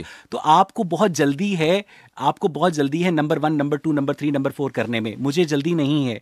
मैं आपसे हारने को भी तैयार हूं। मेरे पास टाइम की लिमिटेशन है हमारे पास। मैं आपसे हारने को, मुझे आप सिर्फ और सिर्फ, मैं आपके पास 10 दफा हाजिर हो जाऊंगा। हमने कोई बात हार जीत की नहीं हो रही मेरे भाई। एग्जैक्टली, मैं यही समझने की कोशिश कर रहा हूं कि आप जब खुदा की क्रिएशन आदम को मानते हैं, जब आप खुदा की क्रिएशन आदम की पसली से हव्वा का वजूद मानते हैं, तो मुझे ये बताइएगा कि बकिया जानदार जो हैं उस क्रिएशन से एनाटॉमिकली, फिजियोलॉजिकली, हार्मोनिकली क्यों कॉरेस्पॉन्ड करते हैं? बताइए। इसलिए कि एक ही खुदा से आए। अच्छा, अगर वो एक ही खुदा से आए हैं तो इसका मतलब ये है कि वो भी क्रिएट हुए हैं, वो इवॉल्व नहीं हुए। इवॉल्व हो सकते हैं या हुए हैं? हो सकते हैं। अच्छा, वो इतना तो आपको भी नहीं पता सर। एक ही खुदा से आए हैं। जो दलील कैसर राजा साहब ने आपको दी थी एवोल्यूशन के खिलाफ, आप उनमें से किसी एक दलील का जवाब नहीं दे पाए। तो और मैं इसीलिए उसको रिपीट नहीं करना चाह रहा हूं कि हमारा जो मौजू, हमारे जो ऑडियंस है ना, वो एवोल्यूशन पर नहीं सुनना चाह रहे हैं मुझसे, वो सुनना चाह रहे हैं खुदा के वजूद पर। मुझे ये बताइए, तो अब अगर हम एवोल्यूशन के, इसीलिए मैं कह रहा हूं कि ये एवोल्यूशन, इसीलिए हम एवोल्यूशन के गिरदाब में पड़े रहेंगे। आपने मुझसे ये सवाल पूछा नहीं, मेरी बात, अब मैं अपनी बात मुकम्मल कर लूं ना। आपने कहा कि जी डीएनए मैच कैसे करता है, मैंने उसका जवाब दे दिया, इसलिए कि एक खुदा ने बनाया है। अगर 10 खुदा होते तो डीएनए मैच ना करता, खुदा ही एक है इसलिए डीएनए मैच करता है। तो अगर यही बात है कि सैमसंग बनाने वाले के सैमसंग के सारे फोन सिमिलर हैं, सेम नहीं है, सिमिलर हैं, तो अब हम एवोल्यूशन की जो दलील है, एक दलील आ गई है, मैं अब आगे बढ़ना चाहता हूं दूसरी दलील की तरफ। आप सवाल ये कि दूसरी दलील को क्यों नहीं सुनना चाह रहे? क्योंकि आप मुझे पहली दलील के ऊपर मुतमईन नहीं कर, कोई बात नहीं, ठीक है, मुतमईन करना मेरा काम नहीं है ना मेरा भाई। लेकिन मेरा मसला सिर्फ मुतमईन करना मेरा काम नहीं है। ठीक है, मुझे सिर्फ ये बताइए कि अल्लाह ताला ने अगर इंसान को स्पेशल क्रिएशन के जरिए क्रिएट किया है, ठीक है, स्पेशली क्रिएट किया है, ठीक है, और उसके बाद बाकायदा उससे सजदा, वो सारी फरिश्तों को उससे सजदा भी करवाया है और उसकी पसली से हवा को पैदा भी किया है, तो बकिया जो लाइफ फॉर्म्स हैं वो क्या स्पेशली क्रिएट हुई हैं या इवॉल्व हुई हैं? इसलिए कि वो मुकल्लफ नहीं है। मुकल्लफ सिर्फ इंसान है, तो इंसान की तख्लीक को आप ये कह सकते हैं कि ये स्पेशल है, लेकिन बकिया जो लाइफ है वो मुकल्लफ नहीं है। वो किसी भी तरीके से तख्लीक हो सकती है, वो गाइडेड भी हो सकती है, वो जिस तरीके से हजरत आदम को पैदा किया उस तरह भी हो सकता है, वो इवॉल्व भी हो सकता है। अच्छा, वैसे तो अब आपको मेरे, अब आप ये क्वेश्चन कैसे, कितनी अजीब बात है, कितनी अजीब बात है कि जो मुकल्लफ इंसान है जी, और जो गैर मुकल्लफ चिंपैंजी है जी, उनका डीएनए स्ट्रक्चर बहुत सिमिलर है जी, उनका बोन स्ट्रक्चर बहुत सिमिलर है। शऊर भी सेम है? नहीं, शऊर सेम नहीं क्यों है? नहीं है? मुझे ये बताइएगा, मुझे ये बताइएगा कि अगर बकिया लाइफ फॉर्म्स इवॉल्व हो रही हैं और इंसान जो है मुकल्लफ है, खुसूसी तौर पर तख्लीक हो रहा है, तो आज हम दुनिया भर की यूनिवर्सिटीज़ में अब जो जितनी भी हमारे पास साइंटिफिक एकेडमिया है, उनको हम ये बताएंगे कि अल्लाह ताला ने इंसान को मुकल्लफ पैदा किया नहीं, उनको मैं बताता हूँ क्या बताएंगे। उनको हमने ये बताया कि इंसान को मट्टी के पुतले से पैदा किया। नहीं, मैं बताता हूँ क्या बताएंगे। उस हवा की, सर मैं बता रहा हूँ क्या बताएंगे, ये बताएंगे। नहीं, मैं बताता हूँ क्या बताएंगे। हम ये बताएंगे उनको कि उवैस इकबाल साहब ने एक नई साइंस ईजाद की है जो नेशनल एकेडमी ऑफ साइंस से बिल्कुल अलग है, और वो ये कहना चाहते हैं कि अब साइंस का जो आर्गूमेंट है वो लाजमान और लामकान खुदा के खिलाफ, उसको डिस्प्रूव करने के लिए इस्तेमाल होगा। हम ये पढ़ाएंगे आइंदा से। अब आप इस पर खुश हो तो बोले। मैंने आपसे ये सवाल नहीं किया था, मुझे ये बताइएगा नेशनल एकेडमी ऑफ साइंसेस के नजदीक जी इंसान जो है क्रिएट हुआ था या इवॉल्व हुआ था? इवॉल्व हुआ था, ऑब्वियसली बात है। तो इसका मतलब ये है कि जो नेशनल एकेडमी ऑफ साइंसेस के नजदीक इंसान इवॉल्व हुआ था, उससे आप इंसान की क्रिएशन को जस्टिफाई कर रहे हैं? नहीं, आपको दलील दे रहे हैं, चूंकि वो मुकद्दस सहीफा आपके लिए है, मेरे लिए नहीं है। वो मतलब इसका मतलब वो मुकद्दस सहीफा आपके लिए है, चूंकि आप साइंटिस्टिक माइंड रखते हैं, मैं नहीं रखता। तो इसलिए मैंने आपको इख्तिबास से इसी को मैं दलील इल्जामी कहता हूं। और अब मैं अपने ऑडियंस को समझाऊंगा कि दलील इल्जामी किसे कहते हैं। दुनिया भर की होल्ड ऑन दलील इल्जामी आपके लिए गुफ्तगू कर लें या आप ऑडियंस से गुफ्तगू कर लें, तो फिर हम इसको रिकॉर्ड ही ना करें। नहीं, यही तो मैं कह रहा हूं ना, जब आप मेरी तरफ देखकर मुझसे गुफ्तगू कर रहे हैं तो ऑडियंस ऑटोमेटिकली देख रही है, तो ऑडियंस को पता तो चलना चाहिए ना कि दलील इल्जामी क्या चीज है। मुझे ये बताइएगा कि दुनिया भर की यूनिवर्सिटीज में वाजिदी साहब जो है इंसान की तख्लीक को एवोल्यूशन के जरिए पढ़ाने के हक में है या क्रिएशन के जरिए पढ़ाने के हक में? मैं समझता हूं कि अगर यूनिवर्सिटीज जो भी एग्जिस्टिंग उनका मॉडल है उसमें वो क्रिएशन का इजाफा कर लें और ऑनेस्टली अपनी ऑनेस्टी दिखाएं इसमें कि भाई नहीं, ये हो सकता है कि गाइडेड एवोल्यूशन हो, तो हमें कोई वो नहीं है मसला। जो इंसान है वो गाइडेड एवोल्यूशन के नतीजे में आया या सडन क्रिएशन के नतीजे? ये साइंस, ये आप लोगों का काम है, आप डिस्कवर कीजिए। नहीं, खुदा ने इंसान को बनाया है, यहां तक बात है। अब वो वहां तक कैसे पहुंचा है ये खुदा ने हमें नहीं बताया, ये साइंस का काम है। आप वो सवाल मुझसे कर रहे हैं कि जिसका जवाब आपको देना चाहिए था। मैं और बार बार मैं कह रहा हूं कि हमारे ईमान और हिदायत की बुनियाद आदम के वजूद का प्रोसेस नहीं है, आदम का वजूद है। अगर हम ये कहते हैं कि नहीं, हमारे ईमान की बुनियाद और ये है कि आदम के वजूद का प्रोसेस क्या है, और फिर हम उस प्रोसेस को न बयान करते, तो आप हमसे सवाल करते। प्रोसेस की जिम्मेदारी तो आपकी है, साइंस की है, ना कि मजहब की। That is the point. सही मुस्लिम की जो हदीस है जिसके मुताबिक हजरत आदम को, I will not discuss any hadith.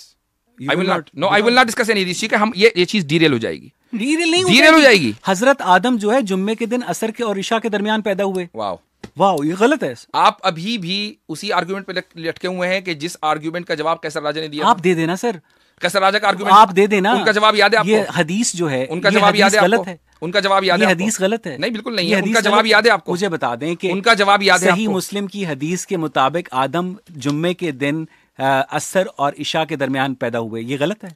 अगर हम इस पूरी कायनात को 1 घंटे में मान लें तो ये दुनिया कितने मिनट पर वजूद में आई थी? वो आपने शायद कॉस्मिक कैलेंडर की बात कर रहे हैं, कार्ल सेगन की। वो 1 घंटा नहीं है, वो 1 ईयर है। चलिए 1 साल मान लें, ठीक है, वो 1 साल मान लें, 1 साल मान लें, 1 साल आ गया था, यानी साल में वजूद में आ गया था जब कायनात बन रही थी। उसमें क्या साल वजूद में आ गया था जब कायनात बन रही थी। सर वो एक फर्जी हाइपोथेटिकल ईयर है। हाइपोथेटिकल है ना, ये भी हाइपोथेटिकल है।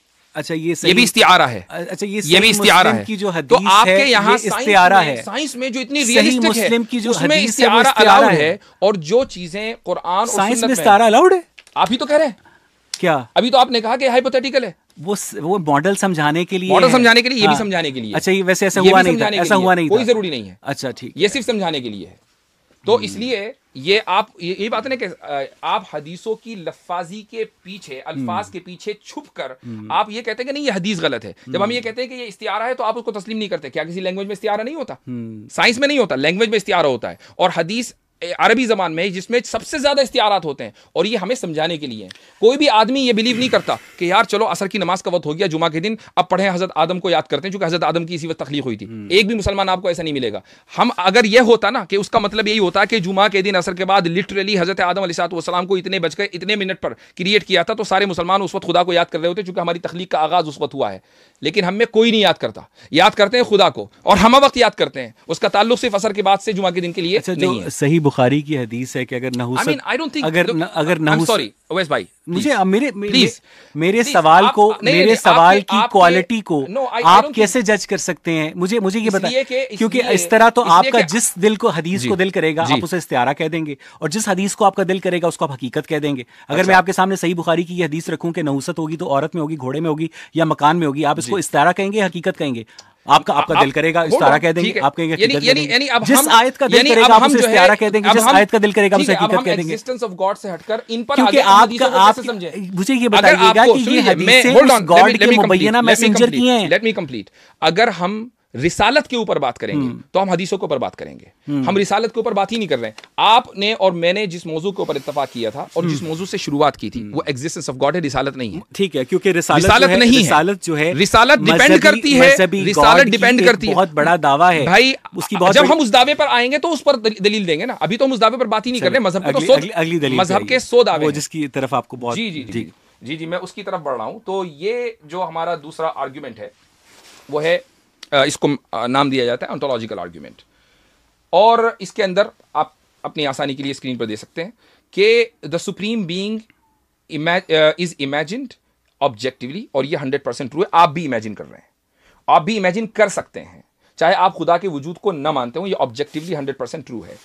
Number 2, the supreme being is in the possible world. चूंकि हम उसको यानी परसीव कर रहे हैं, इमेजिन कर रहे हैं, तो यकीनन वो आलम इम्कान में होगा। अगर वो आलम इम्कान में नहीं तो उसको परसीव नहीं किया जा सकता। और आप भी इसको तस्लीम करते हैं कि खुदा का वजूद मुमकिन है।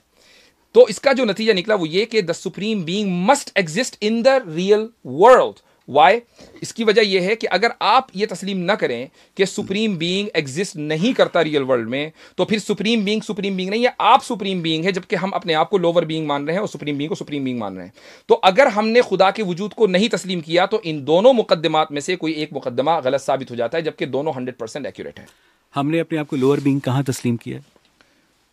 आप सुप्रीम बीइंग है। मैंने तो अपने आप को कंपेयर ही नहीं किया ना किसी से। मुझे ये बताइए कि आप सुप्रीम बीइंग है। मैंने ये बिल्कुल ऐसी ही बात है कि इंसान जो है उसने अपने आप को किससे सुप्रीम कर रहे हैं, किससे लोअर कर रहे हैं? मुझे ये बताइएगा। हम ये कह रहे हैं, मैंने आपकी बात का, मैंने आपकी पूरी बात को होने दिया। आपने ये किया जी, आलम इम्कान में खुदा एग्जिस्ट कर सकता है। आलम इम्कान के अंदर कार्टून कैरेक्टर्स भी एग्जिस्ट कर सकते हैं। नहीं, मैंने आपकी बात के बीच में नहीं टोका। आलम इम्कान के अंदर अगर कोई चीज एग्जिस्ट करती है और आलम मौजूद के अंदर, सर मुझे मैं तो अप्रिशिएट कर रहा हूं। नहीं, ऐसा नहीं है। I am appreciating sir. नहीं, you are not. I am not saying a single word while you are. चलिए, आपको अगर मेरे अप्रिशिएशन से प्रॉब्लम है, मुझे ये बताइएगा कि आलम इम्कान के अंदर अगर कोई चीज एग्जिस्ट करती है तो वो आलम वजूद के अंदर एग्जिस्ट करना किस तरह से जरूरी है? और ये हमारा ये दावा कब आपकी नजर से गुजरा कि हम चूंकि इंफीरियर बीइंग है इसलिए सुपीरियर बीइंग का एग्जिस्ट करना जरूरी है? इसीलिए मैंने आपसे कहा था स्क्रीन पे देख लीजिए। नहीं, मैं आपको सुनने में ज्यादा दिलचस्पी रखता हूं। मैं स्क्रीन से समझाना चाह रहा हूं आपको। मैं आपकी अंडरस्टैंडिंग को देखना चाहता हूं कि मेरे पास कोई लैपटॉप नहीं है, मेरे पास कोई स्क्रीन नहीं है, मेरे पास सिर्फ आपकी जबान से निकले हुए शब्द हैं जिनको मैं अपनी दिमाग के अंदर प्रोसेस करके उनका एक इमेज बनाना चाह रहा हूं। मुझे ये बताइएगा कि हमने ये कब दावा किया आपके आर्गुमेंट के नतीजे में कि हम इन्फीरियर बीइंग्स हैं और हमें एक सुपीरियर बीइंग्स की जरूरत है? ठीक, मैं इसका जवाब दे रहा हूं, सुन लीजिएगा। आपने दो एतराज़ात किए हैं। पहला एतराज़ ये किया कि हमारा दावा ये कब है कि हम सुपीरियर बीइंग इन्फीरियर बीइंग हैं। दूसरा आपने कहा कि किसी भी चीज़ के इमेजिन कर लेने का मतलब ये कहाँ होता है कि वो फिर मौजूद ही हो। ठीक है, इन दोनों सवालों का जवाब लीजिए। पहले सवाल का जवाब, मेरा जो पहला मुकद्दमा है स्क्रीन के ऊपर मौजूद है, the supreme being is imagined objectively.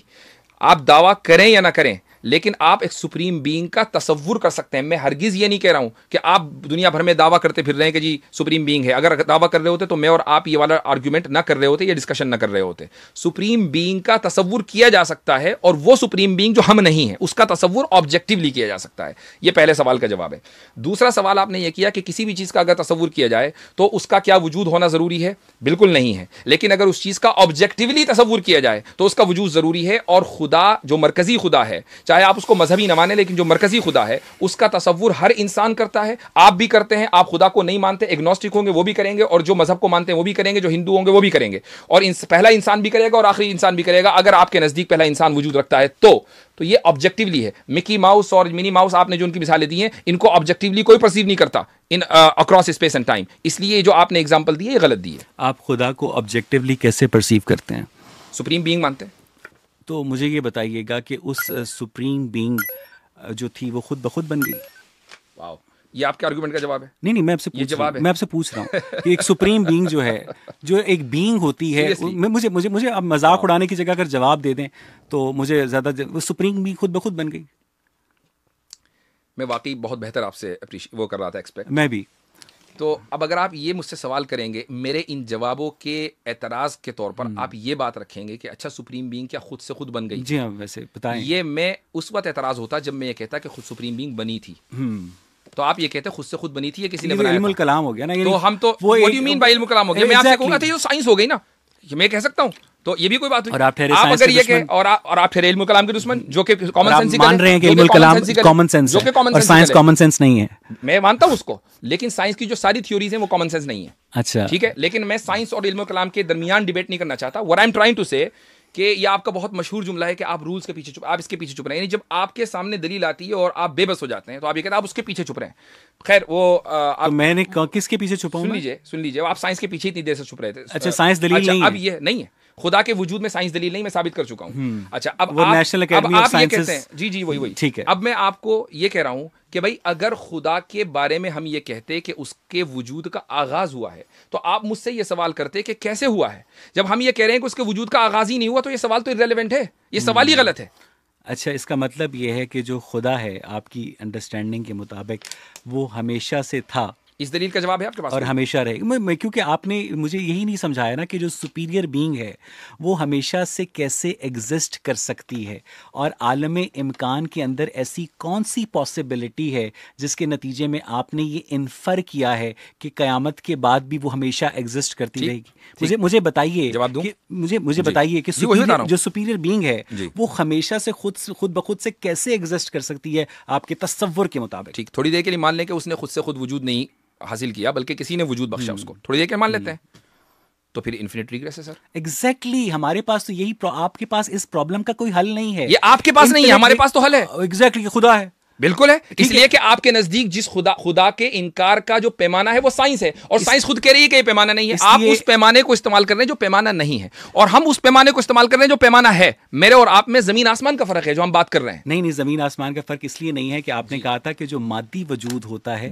उसका कोई ना कोई क्रिएटर होता है, और जो गैर मादी वजूद होता है उसका कोई क्रिएटर नहीं होता है। आपने ये कहा था, आपने मुझे बात पूरी करनी थी। अगर गैर मादी वजूद का कोई क्रिएटर नहीं होता है तो फिर इनफिनिट रिग्रेस का जो आर्गुमेंट है वो आप मुझ पर फिट नहीं कर सकते। वो आपको ये साबित करना है कि चूंकि आपका खुदा गैर मादी वजूद में एग्जिस्ट करता है तो उसके ऊपर तो इन्फिनिट रिग्रेस लागू ही नहीं होता। और अगर नहीं होता लागू, तो मुझे ये बताइएगा कि वो गैर मादी वजूद खुद बहुत एग्जिस्ट कर रहा है। यही तो मैं कह रहा हूं। भाई आप मतलब मुझे हैरत हो रही है कि आप मेरे बेसिक से आर्ग्यूमेंट को नहीं समझ पा रहे हैं। आप जो दलील दे रहे हैं ना वो मेरी दलील है, आपकी दलील नहीं है। फॉर योर इंफॉर्मेशन, आप ये कह रहे हैं कि जो अगर खुदा मादी होता मैंने उसके जवाब में ये कहा कि उसका भी फिर कोई ना कोई क्रिएटर होना चाहिए था, और अगर वो क्रिएटर होगा तो फिर उसका भी क्रिएटर होगा, ये सिलसिला चलता रहेगा। इन्फिनिट रिग्रेस यहाँ अप्लाई होती है, यहाँ अप्लाई और अगर खुदा गैर मादी है तो उस पर तो इन्फिनिट रिग्रेस नहीं होती ना, नहीं होती। तो इसीलिए हम कह रहे हैं, मेरी बात सुन लीजिए, इन्फिनिट रिग्रेस लागू ही नहीं, मेरी बात सुन लीजिए सर। आपने एक ऐसा इमेजिनरी गॉड बनाया है जो हमेशा से एग्जिस्ट करता है। इन्फिनिट रिग्रेस आपके मुकद्दमे पर अप्लाई हो रही है, मेरे ऊपर नहीं, ये आपके नैरेटिव पर अप्लाई हो रही है। मैंने जब आपसे गुफ्तगू आप साबित कर दीजिए कि इन्फिनिट रिग्रेस बिल्कुल ठीक है। मुझे ये बताइएगा, हम if everything must have a cause then God must have a cause, and if there is, sir let me complete ना। आपको देखें, आप अपने इल्म का मुजाहिरा करने के लिए मेरी बात पूरी हो लेने दिया करें, ठीक है? मुझे पता है आप बहुत बाइल्म हैं, आप बहुत हाजिर जवाब हैं, मुझे अपनी बात पूरी कर लेने दिया करें। बर्टन रसल ने अपनी किताब why I am not Christian में लिखा है कि if everything must have a cause then God must have a cause, and if there is anything without cause say God, then idea of first cause is automatically rejected. If God can exist without cause then why not this universe. मुझे अपनी बात पूरी कर लेने दें। Infinite regret यहां पर apply होती है, ये उस गॉड की बात कर रहे हैं बर्टन रसल, लेकिन आप मेरे सामने एक ऐसा super natural non material God लेकर आ रहे हैं जो इस मटेरियल वर्ल्ड को अदम से वजूद में लाया है, लेकिन उसको खुद वजूद रखने के लिए किसी टाइम और स्पेस की जरूरत नहीं है। तो मुझे यह बताइएगा कि अगर उसको खुद में वजूद में रखने के लिए किसी मटेरियल वर्ल्ड की जरूरत नहीं है, तो वो इस मटेरियल वर्ल्ड को उसने तख्लीक क्यों किया? इन्फिनिट रिग्रेस को आप सही मानते हैं? मटेरियल वर्ल्ड में यस। मटेरियल वर्ल्ड में सही मानते हैं? जी, सही मानते हैं आप? जी, मटेरियल वर्ल्ड में यस, बिल्कुल सही मान रहे हैं? बिल्कुल सही मानते हैं। Are you sure? जी, ओके, ये भी मेरे लिए बड़ा इंकिशाफ है। ठीक है। और वो इसलिए कि अगर मटेरियल वर्ल्ड में इन्फिनिट रिग्रेस होगा तो आप कभी वजूद में नहीं आएंगे, और आप मौजूद हैं। अपनी बात को एक्सप्लेन करें। मैं अगर ऑनलाइन होते, खैर ऑनलाइन अभी भी हैं, लेकिन मेरी स्क्रीन पर अगर कुछ होगा तो मैं शायद वो वीडियो ना दिखा पाऊँ, लेकिन मैं कोशिश करूंगा कि जब मैं वीडियो लाइव है नहीं, अभी लाइव नहीं है, तो अगर यानी इंटरनेट होता तो मैं आपको एक वीडियो दिखाता, लेकिन मैं आपको मुख्तसर समझा देता हूँ, चूँकि आपने कहा एक्सप्लेन करें। काश के मेरा 10 साल का बेटा होता तो आपको एक्सप्लेन करता कि इतनी मामूली सी चीज़ है कि 10 साल के बच्चे हमारे यहाँ जानते हैं इस चीज़ को। डोमिनो इफेक्ट को आप अच्छी तरीके से जानते होंगे, डोमिनो इफेक्ट तो सुना ही होगा आपने। तो सर अगर आप इन्फिनिट डोमिनोज एक जगह रख लें, तो जब वो इन्फिनिट होंगे तो चूँकि उसमें कोई फ़र्स नहीं होगा, जब आप उसको गिराएंगे एक डोमिनो फिर दूसरा, इसी को डोमिनो इफेक्ट कहते हैं, तो चूँकि उसमें कोई फ़र्स नहीं है जहाँ से उसका आगाज़ हुआ है, तो कोई लास्ट भी नहीं हो सकता, इसी को कहते हैं डोमिनो इफेक्ट। तो अगर आप मादी दुनिया में इन्फिनिट रिग्रेस के कायल हो जाएं, इसको एक दूसरी मिसाल से समझ लीजिए कि मसलन हमारा जो वजूद है वो हमारे माँ बाप की वजह से है, वो कॉज हैं, उनका कॉज उनके, और इस तरीके से सिलसिला चलता रहे, तो चूंकि कहीं पे रुकना नहीं होगा तो हमारा भी वजूद नहीं हो सकता। हमारे वजूद के लिए ज़रूरी है कि कहीं ना कहीं ये सिलसिला रुके।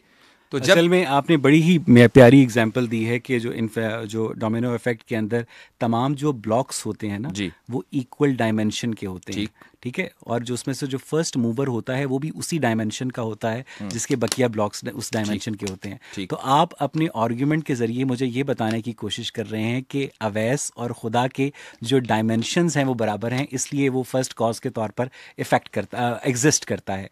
अगर आपका तो ये मुकदमा ही नहीं है कि इन्फिनिट रिग्रेस तो आपके खुदा पर लागू ही नहीं होती है। जब आपके खुदा के ऊपर इन्फिनिट रिग्रेस लागू नहीं होती है तो आपके खुदा की जो मौजूदगी है, जो कि एक गैर मादी वजूद है, जब मैंने आपसे ये पूछा गुफ्तगू में कि गैर मादी वजूद मादे को कैसे ज़हूर में लेकर आता है, तो आपने कहा कि उसके हुक्म से सब कुछ होता है, जो कि एक बहुत ही बच्चों वाली एक्सप्लेनेशन है कि अगर ये सब कुछ उसके हुक्म से होता है, जब हम ये पूछते हैं कैसे होता है तो आप उसको बताने से गुरेज करते हैं। तो इन्फिनिट रिग्रेस की जो एप्लीकेशन है वो सिर्फ और सिर्फ खुदा के उस मादी वजूद के ऊपर अप्लाई हो सकती है, जो कि मैंने बर्टन रसल के कोर्ट में कहा था।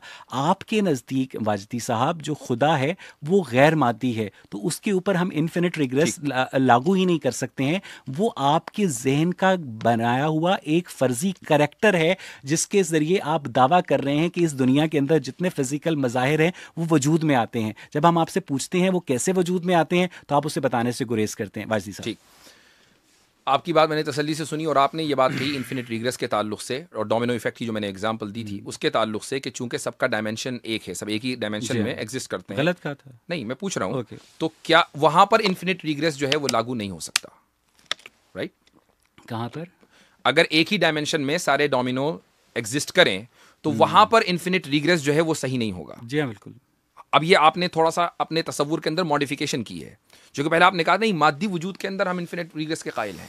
अब जब मैंने एक मिसाल मादी वजूद की दे दी तो आपने फौरन थोड़ा सा उसके अंदर मॉडिफिकेशन किया। मैंने ये मॉडिफिकेशन मैं अपनी बात कर लेता हूं मॉडिफिकेशन सर, मैं अपनी बात मुकम्मल कर लेता हूं। कॉज है सर वो खुदा नहीं है। जो लॉ आप मेरे ऊपर अप्लाई करना चाहते हैं वो अपने ऊपर भी कर लें। जी जी। तो अब ये है कि हम, आपने जो दावा किया कि मादी दुनिया में इन्फिनिट रिग्रेस दुरुस्त है, ठीक है। अब मैं उसकी एक और मिसाल दे देता हूँ। वो मिसाल ये है, और वो ये कि अगर आप बल्कि सवाल है मेरा, मिसाल, क्या आप मल्टीवर्स थ्योरी से किसी 0.1% मुत्तफिक हैं? हमारे पास मल्टीवर्सेस की मौजूदगी का कोई सबूत नहीं है। मुत्तफिक नहीं है आप? नहीं, हमारे पास मौजूदगी का सबूत नहीं। ओके, ठीक है, सही है, कोई बात नहीं। अच्छा, क्या आप इस बात से मुत्तफिक हैं कि मादा खुद को वजूद बख्श सकता है? नहीं। तो फिर हम यहाँ क्या कर रहे हैं, कैसे आए? इसलिए कि हमें पता नहीं है। मैंने आपको यही बताया कि जब मैं कहता हूं कि हमें नहीं पता है, जब साइंस है वो हाउ को एक्सप्लेन करती है। हाउ ठीक को? है, जी हाँ। तो how did we come here? Exactly, मुझे ये बताया, how did we come here? No, I am asking you. हमें नहीं पता। आपने क्यों नहीं पता सर? आपको आपने दावा किया ना, आपको तो ये पता है कि 13 बिलियन साल पहले एक बिग बैंग हुआ था, आपको पता है, और आपको लगता नहीं हुआ? ये पता है नहीं हुआ, हमने उसका इनकार नहीं कर रहे, लेकिन ये आपने बताया हमें, तो ठीक है, हमने आपकी मालूमात को ले लिया, क्योंकि हमने साइंस में PhD नहीं की, आपने की, तो आपने जो है वो एवोल्यूशन को नहीं लिया, तो आपने हमें ये बात बताई, हमने वो ले लिया, ठीक है। अब हमें ये बताएं कि भाई हम फिर मादा अपने आप को वजूद कैसे बख्शता है, कैसे अपने आप को कैसे एग्जिस्ट करता है खुद ब खुद? मुझे ये बताइए। मुझे बता दीजिए। मुझे साइंस के पास इस वाई का जवाब नहीं है, ठीक है। साइंस के पास 10⁻⁻43 प्लांक सेकंड, जिसको हम प्लांक टाइम कहते हैं। हम ये आपको ये मैं बता सकता हूँ कि जितनी भी गैलेक्सीज हैं वो 70,000 किलोमीटर पर सेकंड के रेट से एक दूसरे से अवे जा रही हैं। और जब हमने इस फिल्म को रिवाइंड किया तो वो 13 अरब 80 करोड़ साल बनते हैं, जिसके नतीजे में साइंटिस्ट और एस्ट्रोनॉमर्स ये कहते हैं कि हम एक नुक्ते के ऊपर मौजूद थे और उसके अंदर एक्सप्लोजन हुआ और उसके बाद ये टाइम और स्पेस जो वजूद में आए हैं। आप ये कहते हैं कि उस एक्सप्लोजन से पहले एक फर्जी खुदा था जिसने इस एक्सप्लोजन का बाइस बना। मुझे तो क्या बाइस बना? मुझे तो ये पता, चलिए खुदा नहीं था, क्या बाइस बना? सर हमें नहीं पता। मैं वाजदी साहब आपसे ऑनेस्टली हम कोई साइंटिस्ट ये नहीं कहता कि हमें बिग बैंग के कॉज का पता है, हमें बिग बैंग के कॉज का नहीं पता। यानी दावा करते हैं बिग बैंग का, लेकिन नहीं पता कि कैसे हुआ। हमें ये नहीं पता। तो जब हम ये कहें कि आदम मौजूद थे तो, और ये कहें कि हमें नहीं पता कैसे पता, तो हमारे ऊपर एतराज हो जाता है। आपके ऊपर एतराज इसलिए आपके डबल स्टैंडर्ड, क्योंकि साइंस ह्यूमन है और साइंस ह्यूमन है, और जो आपका जो रिलीजन है वो आपकी बकौल डिवाइनली गाइडेड है। जब आपको नहीं पता और हमें भी नहीं पता तो इसका मतलब यह है कि आप और मैं बराबर हैं, ठीक है। जो डिवाइन गाइडेंस है और जो ह्यूमन गाइडेंस है वो बराबर है। आपके पास तो डिवाइन गाइडेंस है, आपको तो पता होना चाहिए कि आप जो आदम जो है कैसे पैदा हुए। हमारे पास तो कोई डिवाइन गाइडेंस नहीं है, आपके पास है ही नहीं। इसका ताल्लुक अपने ज़हन में बातें घड़ी हैं। डिवाइन गाइडेंस का मतलब क्या होता है? कि आपको ऊपर से कोई बंदा आपके साथ गपशप कर रहा है, ठीक है, इसके आगे बस क्यों कर रहा हो? कोई नहीं कर रहा है। नहीं, मैं कह रहा हूं, मान लीजिए ना, थोड़ी देर फर्ज कर लीजिए ना, फर्ज करने में तो कुछ नहीं है, फर्ज तो आपने बहुत सारी चीजें कर रखी हैं, तो ये फर्ज कर लीजिए कि डिवाइन गाइडेंस है, क्या मतलब है इसका?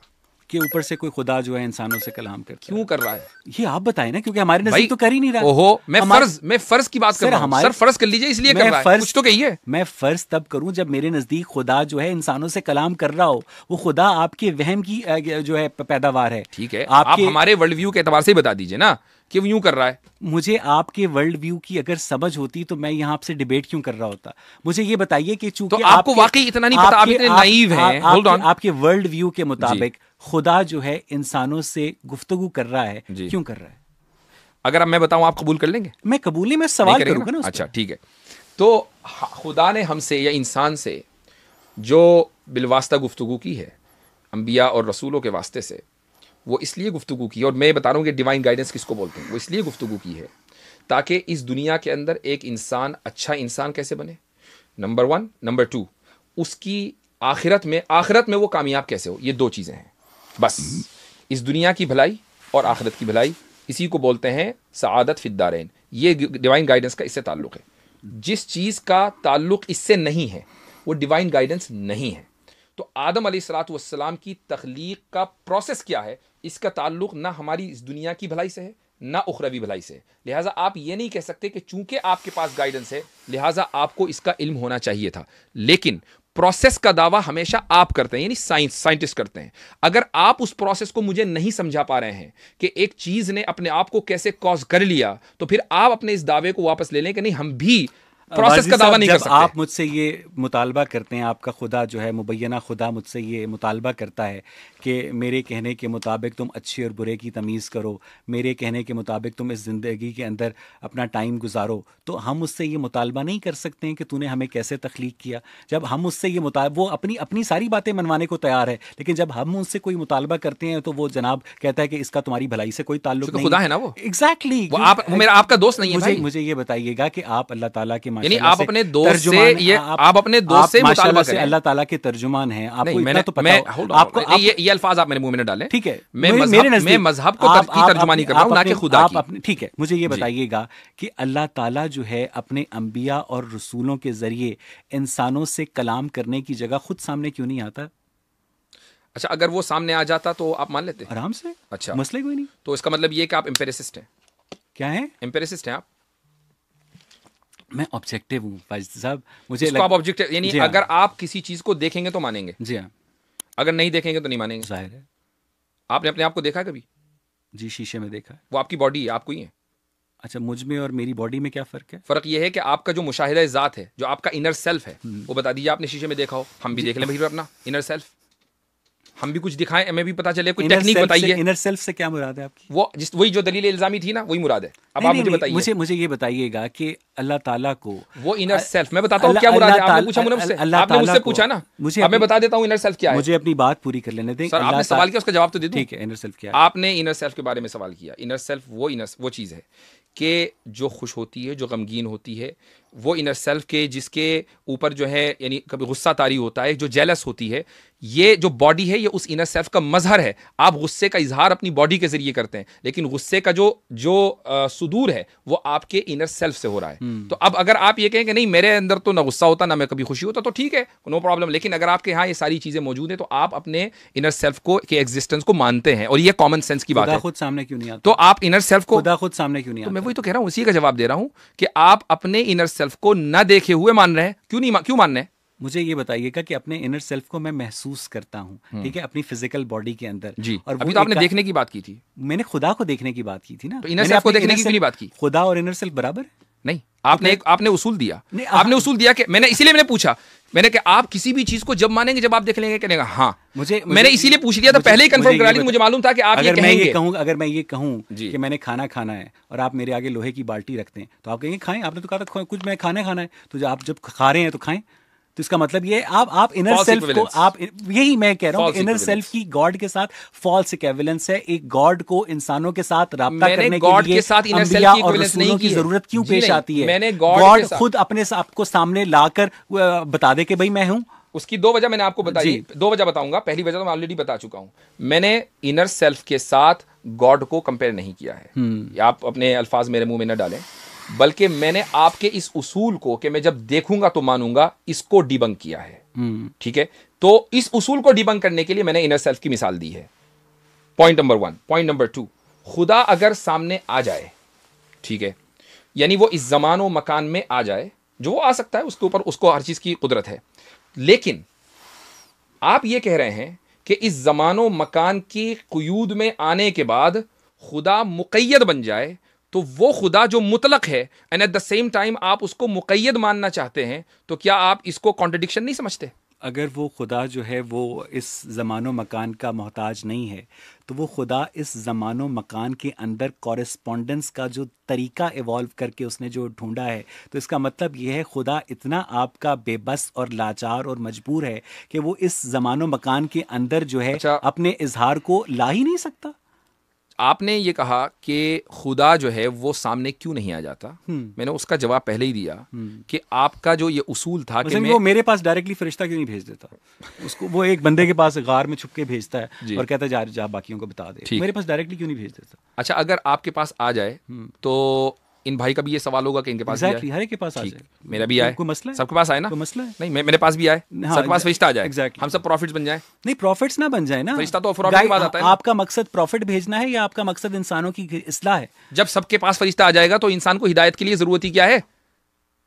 मुझे आपकी बात समझ नहीं आई। जब सबके पास फरिश्ता जब सबके पास फरिश्ता आ जाएगा, ठीक, तो उसके बाद तो ये दुनिया जन्नत बन जाएगी। क्योंकि मकसद खुदा का हर इंसान को गाइड करना ये नहीं है क्रिएशन का मकसद। इस दुनिया के अंदर भेजने का मकसद है इम्तिहान कि अपनी तुम मर्जी से खुदा को तलाश करो और सही खुदा तक पहुंचो, ये है। इसलिए बाज अफराद के पास, अंबिया अलैहिमुस्सलातु वस्सलाम के पास, रसूलों के पास अल्लाह ताला ने फरिश्ता भेजा।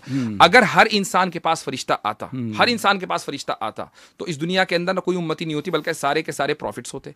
और अगर सारे के सारे प्रॉफिट्स होते तो फिर इस दुनिया के अंदर, होल्ड ऑन, मैं अपनी बात मुकम्मल कर लूं कि अगर सारे के सारे प्रॉफिट्स होते तो इस दुनिया के अंदर शर का वजूद नहीं हो सकता था। फिर हमारे इम्तिहान का मकसद क्या? फिर हमें दुनिया में आने की जरूरत क्या है? हम जन्नती में रहते ना। इंसान की तख्लीक, आप ये कहिए, आपका जो सवाल है ना वो ये होना चाहिए, का मकसद क्या है? आपकी इंसान की तख्लीक, मैं आपको सही सवाल समझाता हूँ। आप सही सवाल ये करें, ये सही सवाल ये करें कि भाई हम इस दुनिया में क्या कर रहे हैं? हम तो जन्नती में रहते हैं। अगर आप ये सवाल कर रहे हैं, इंसान की तख्लीक का मकसद क्या है? इम्तिहान, जिसका नतीजा उसे पहले ही पता है। बिल्कुल। तो ये कैसा इम्तिहान हुआ? मुझे पता है अपने स्टूडेंट का नतीजा, मुझे मालूम है इनमें कौन फेल होगा कौन पास होगा, जबकि मेरे पास लिमिटेड नॉलेज है। तो इसका मतलब है हम मजबूरे महज हुए? नहीं। अच्छा, हम कादिर हुए। बिल्कुल। जिसका नतीजा उसे पहले पता है। जी ठीक है, चलें।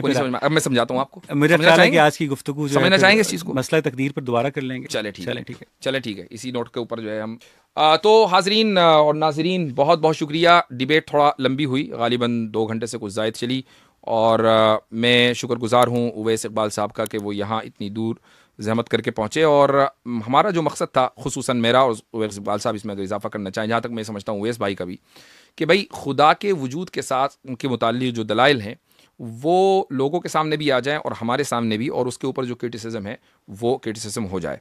तो क्रिटिसिज्म उवैस इकबाल साहब की तरफ से आया और मैंने अपनी तरफ से उसके जवाब देने की कोशिश की। बाकी आप लोग जज करेंगे कि भाई किसके क्रिटिसिज्म में कितनी जान है, और ये जान है कि नहीं है।